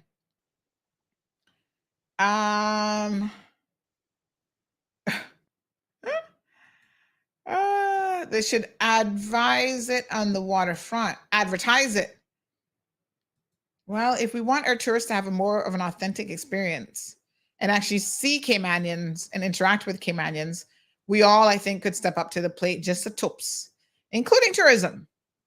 Tourism, get a map or something together. Now, Jordan has this waffle. Oh my God. This looks crazy. I'm going to send this to Scott from Waffle Monkey. So Scott, try and make this for me. I could probably only eat this once a year because it looks like it has, I don't even know what's in it. Oh my God. Child, you know, some things are so deadly to your diet. You're like, okay, I can eat that once a year. That looks like that waffle there right there. All right, folks. Well, I think we can put those issues to rest a little bit. But you can't give up on these things, because the same way that Jennifer talking about we not got local food and no culture and no people. I mean, soon they'll be telling us that this is not even the Cayman Islands. It means something else. I don't know what to say. There's some days that I am legitimately left speechless by the foolishness that I hear, because it is pure foolishness. Honest to God. All the heavy cakes. Big shout out to Donia. Adonia Barnes, can you please make me oh Lord, I don't know why I'm asking for this. I'm supposed to be on a diet. But can you please make me the what's the one now that I love? That apparently only a few people in East End seem to know how to make it. The cracker one. What's it called again? Oh my gosh, I can't remember what the name of it now. Hold on. Biscuit cake. Do you all know anything about biscuit cake? That is a Caymanian dessert. I don't see nobody else make biscuit cake in my life. And as a matter of fact, most Caymanians don't even know nothing about it. It's like one or two people in East End. That's a dying situation. She better try and pass that recipe on to me, honey child, so I can learn how to make it. Yes, that biscuit cake be so good. Oh, finger licking good. When I tell ya. I am all for it. I could go for some of that right here now. Biscuit cake. Oh my gosh. I'm not big on cassava cake, but I love yam cake, corn cake, biscuit cake. The macaroni pudding. Oh, all right. Let me stop talking about food, y'all, because this is getting ridiculous now. I'm literally making myself hungry because I haven't even had breakfast yet. Anyway, oh yeah, here another plate of food. Oh my gosh, this looks so good. Some bread rolls, sliders with Jack Daniel's sauce. Ooh la la. Jordan, I tell you, he loved to cook. He got a cooking gene, so Miss Alrita Child, she passed that on to him. He loved to cook, and look at them fritters. Wow. I've never really mastered fritters. I need somebody to help me. Anybody can help me make some fritters? I need to learn how to make them, like really like them people in the East End make them. They'd be so nice and fluffy, and oh my gosh. My mouth is literally watering. All right. Miss Magdalene says, amen. Her mother made the best. Johan says, Cayman Cabana has the best local food in Georgetown and the waterfront. Big shout out to, what's your brother name again, Johan? Moxham. What's his first name again? Oh Lord. Yes, but he makes some really interesting. I got to give him credit. He takes like a local ingredient and infuses it in a different kind of way too. Like he does this one flatbread made with plantain, and y'all know I love me a right plantain, honey child. I could eat plantain for breakfast, lunch, dinner, and snacks in between. And he does a plantain flatbread that is like, it's like flatbread, like a pizza sort of style, but with plantain. It is so delicious. If you haven't tried, Luigi, thank you, Karen. Custard top cornbread. I'm not much of a custard top person, but yes, that's local. Nigga Bible. Don't get insulted by the term, but that's what Caymanians call it. Thank you, Al, giving Cayman Cabana a big shout out as well. Apparently, Jennifer don't know nothing about nothing because she got it all wrong. She don't know nothing about local food or Caymanians. Faith says, I'll share it with you, Sandy Hill. I love biscuit cake. So Faith, you make biscuit cake? Please message me right now because I want to taste yours and make sure that lives up to my aunt's recipe. And if it does, then you can show me how to, but I got to taste it first. But yes, biscuit cake is OMG amazing. Miss Olive says, I've never eaten turtle in my life. Well, I guess it's not for everybody, but shall. Okay. What are you eating? Chicken? Miss Magdalene said, Miss Phyllis. Oh yeah, Miss Phyllis used to do a lot of baking. She'd make she could cook anything. Cassava cake. She'd make. I think McKeeva used to love her cassava cake. He was always sending special requests. Cayman already has been renamed to the Caymans, says Alejandro. Stretcher cake. What is stretcher cake? Miss Vanita says, Sandy, can you make your mac and cheese and whatever food you make with avocados? The avocado salad. So listen, yesterday was what day? Yesterday's Monday. On Sunday, I made some mac and cheese, not for myself, but for somebody else. I actually got a request. I'm having a party. Can you please make me some mac and cheese? And so I made it the mac and cheese. They're like, oh, I'll buy the ingredients. I'm like, please, you don't need to buy no ingredients for no mac and cheese. I think they just wanted to know what I put in it, to be honest. Ha, ha, ha, ha, ha. So I made the mac and cheese for them, and they messaged me, chef status. Everybody love the bread rolls and the mac and cheese. You should be boxing this. And I'm like, no. I'm not looking for no more work, and I'm not looking to go into the restaurant business. But yes, my mac and cheese it gets a lot of rave reviews. Calvin says most restaurants here don't distinctly use Caymanian food. They mainly have, it was the biscuit cake that McKeeva loved too? Oh, look at that. Me and McKeeva got something in common. We both love biscuit cake. They mainly have Caribbean or other nationalities in the menu, says Calvin. Journey cakes. Them are fritters. Stop mixing them up and calling them all kind of foolishness. And he loves it with ice cream. Leave it to McKeeva to take it over the top. Biscuit cake by itself. Don't need no ice cream, honey child. That's already perfect. Fish and fritters is much better fried with that homemade coconut oil. Them other people won't call it Johnny cake. We just call it fritters, honey child. Oh, Faith says, I can't make it, but I can eat it.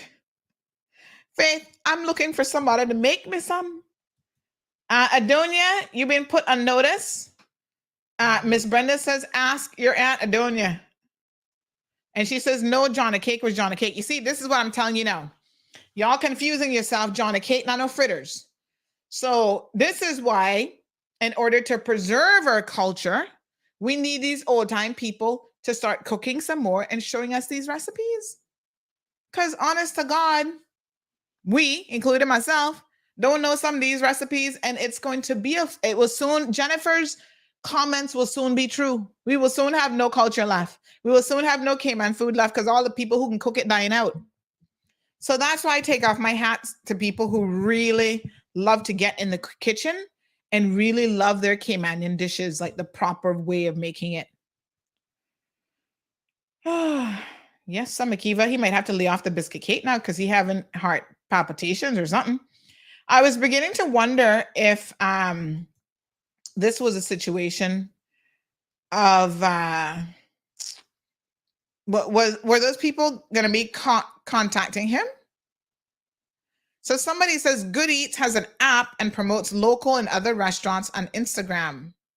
Oh, it's on Instagram. Send us the Instagram page and I can share it tomorrow. Jimian is an East End, says somebody. Tom Foodery is Cayman Brat. UCCI should host a Cayman cooking class. Not UCCI. It should be the National Cultural Foundation. People like that. Or what's the other one called? Oh God, there's another one too. CNCF. The National Archive, one of them. They've done stuff before. These are people who are supposed to be responsible for keeping Cayman culture alive. So they need to be putting on regular classes and showing us how it's done. Anyway, my love, only so much preaching I can do on a good day. Lord, we need to get it together now. And in the meantime, I'm now officially starving. Adonia, can I get some food today? Are you cooking? She's semi-retired these days, honey child. This person said, we've had this conversation before. Johnny cakes and fritters are different. Oh, she said last week, I made some custard top cornbread for Graham to serve with his Cayman style beef. And you never called me? Shame on you. Don't be sharing that stuff with me. After the fact.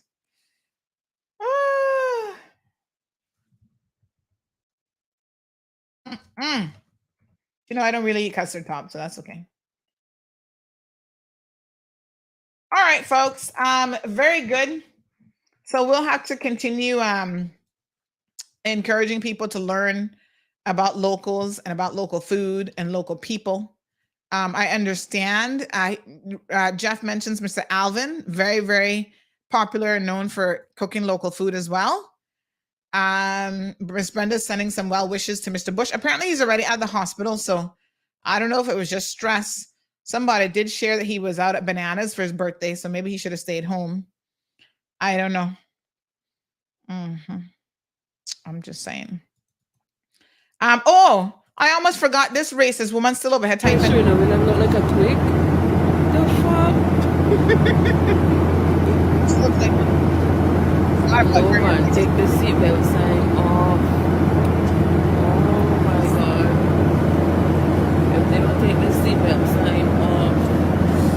Obviously, it's the person who's sitting on the aisle seat, and then there's a middle person. I guess both of them are the black women that she's talking about. But the one in the aisle is who's zooming in and recording her phone and then making comments. And the poor woman, she over in her little oblivious little prejudice world.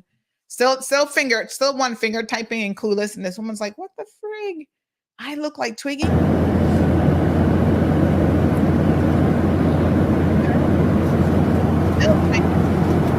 No, don't even try to record her face yet. Wait till she get up.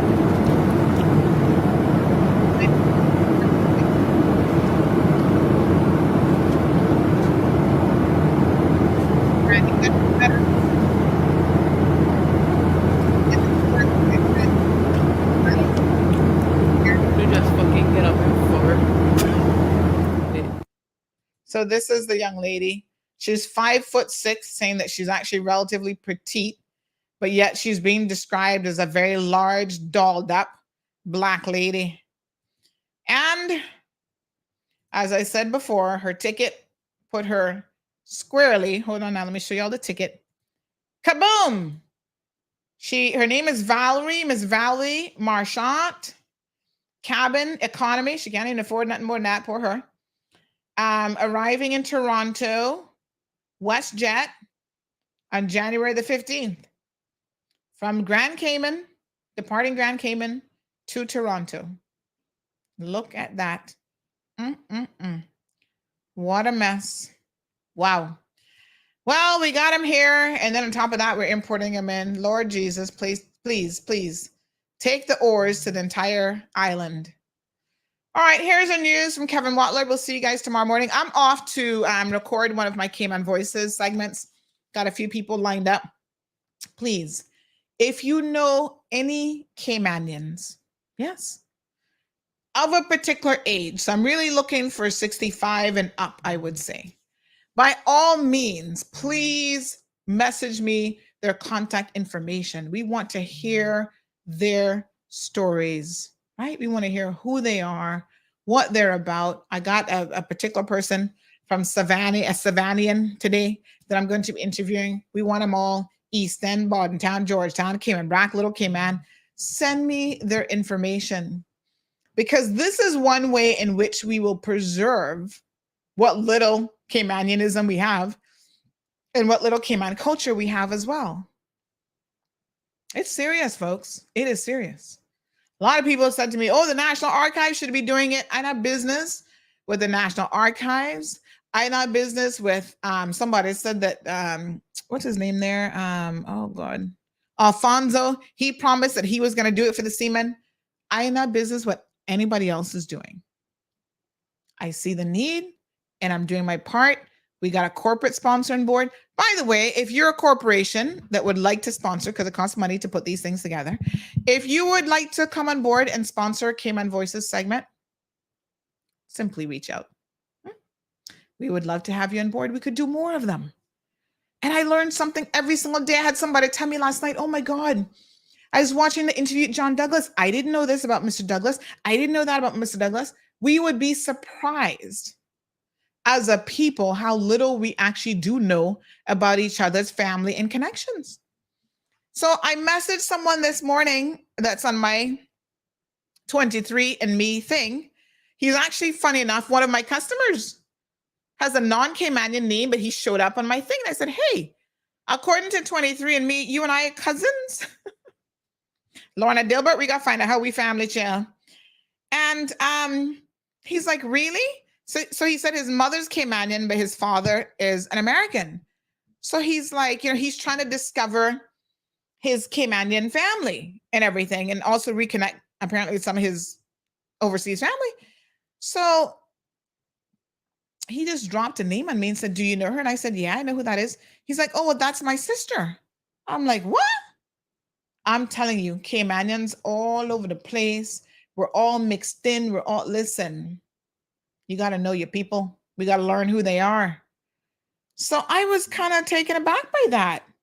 So according to 23andMe, I guess a new family, honey chill. And some of them are really, really surprising. I didn't know about the big connection to West Bay, and now I know. Apparently, I'm related to the Ebankses, child. You know, that is like 80% island right there. So, yeah, I'm curious to know. Go do every single person. This government should do this. Come on, we not got no Caymanians. We should preserve our history. Every single Caymanian should go and do these genealogy tests so we can put together a big, what do you call it? The big genealogy, what's the map called again? Y'all know what I mean. Of who we really for and who we connected to. That would be so amazing. Somebody should have give that lady some swanky, says Mr. Good Look. Oh my God. Happy birthday to my mama. Oh, Al, send us a picture of her and we'll post some birthday greetings. Mr. Vernell Ebanks, his birthday is today as well? Or is that a woman? You said Mr., but I'm not sure. Whose birthday? Al, what's your mom's name? Send us a little photo and we'll wish her a happy birthday. Dean has a birthday today as well. Mr. Hero Blair mentioned that he had a birthday, so a couple birthdays today. Happy birthday. All right, listen to the news recap from Kevin Watler. We'll see you guys tomorrow morning.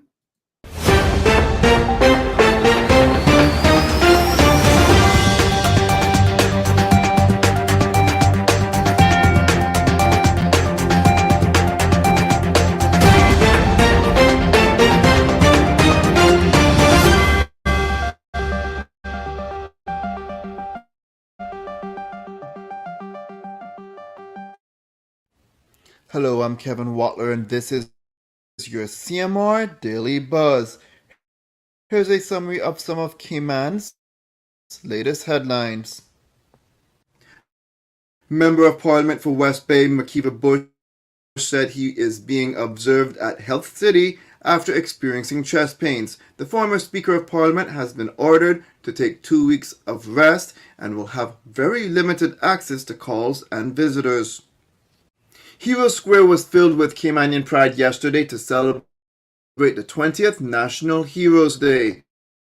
This year's theme of volunteerism and charitable services honored over 200 volunteers, 10 charitable organizations, and 1 philanthropist.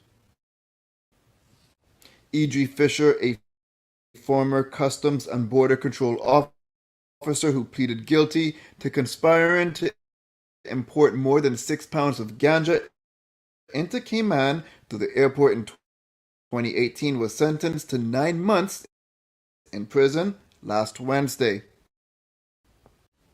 A Cayman Airways Express flight from Little Cayman experienced a tire deflation on landing in Grand Cayman Friday evening and was temporarily disabled on the runway. During the brief repair, the runway was unable to be used, causing 1 inbound flight to delay landing and 1 outbound flight to delay takeoff. No other operations were affected. Meanwhile, a Cayman Airways flight to Miami had to return to Grand Cayman Friday morning after a passenger experienced a medical emergency approximately 20 minutes into the flight. An ambulance was present to assist the passenger when the flight landed. A company that has a cease and desist proceedings against it in the United States and a fine of $22.5 million has filed a lawsuit against the Cayman Islands Monetary Authority for rejecting its application to be registered as a virtual assist service provider. A 30-year-old man from Georgetown was arrested on suspicion of a number of traffic offenses following a 4-vehicle collision on Seaview Road in East End last Wednesday. Sandra Hill contends that long-standing victimization of her has been put into high gear yet again after she was informed last week that the Office of Public Prosecution has instructed the police to charge her with bribery over a without prejudice email sent to local attorneys Presley's, who represented John Felder in a 2019 defamation case. Now for your CMR weather update. It's brought to you by WG Charters. Sunrise just after 7. A sunny day is expected when the temperature is at 84 degrees Fahrenheit and humidity at 70% like the forecast calls for. It will feel like it's in the mid to high 80s. Winds east at 10 to 20 miles per hour, and the sun sets at 6:13. At nighttime, the temperature falls to the mid 70s. Looking forward, similar weather conditions are expected. If you would like to know more on any of these stories, visit CaymanMallRoad.com or follow Cayman Mall Road on Facebook, Instagram, LinkedIn, Twitter, and YouTube. That's it for now on the Daily Buzz. Thank you for joining me. Please stay safe, and God bless.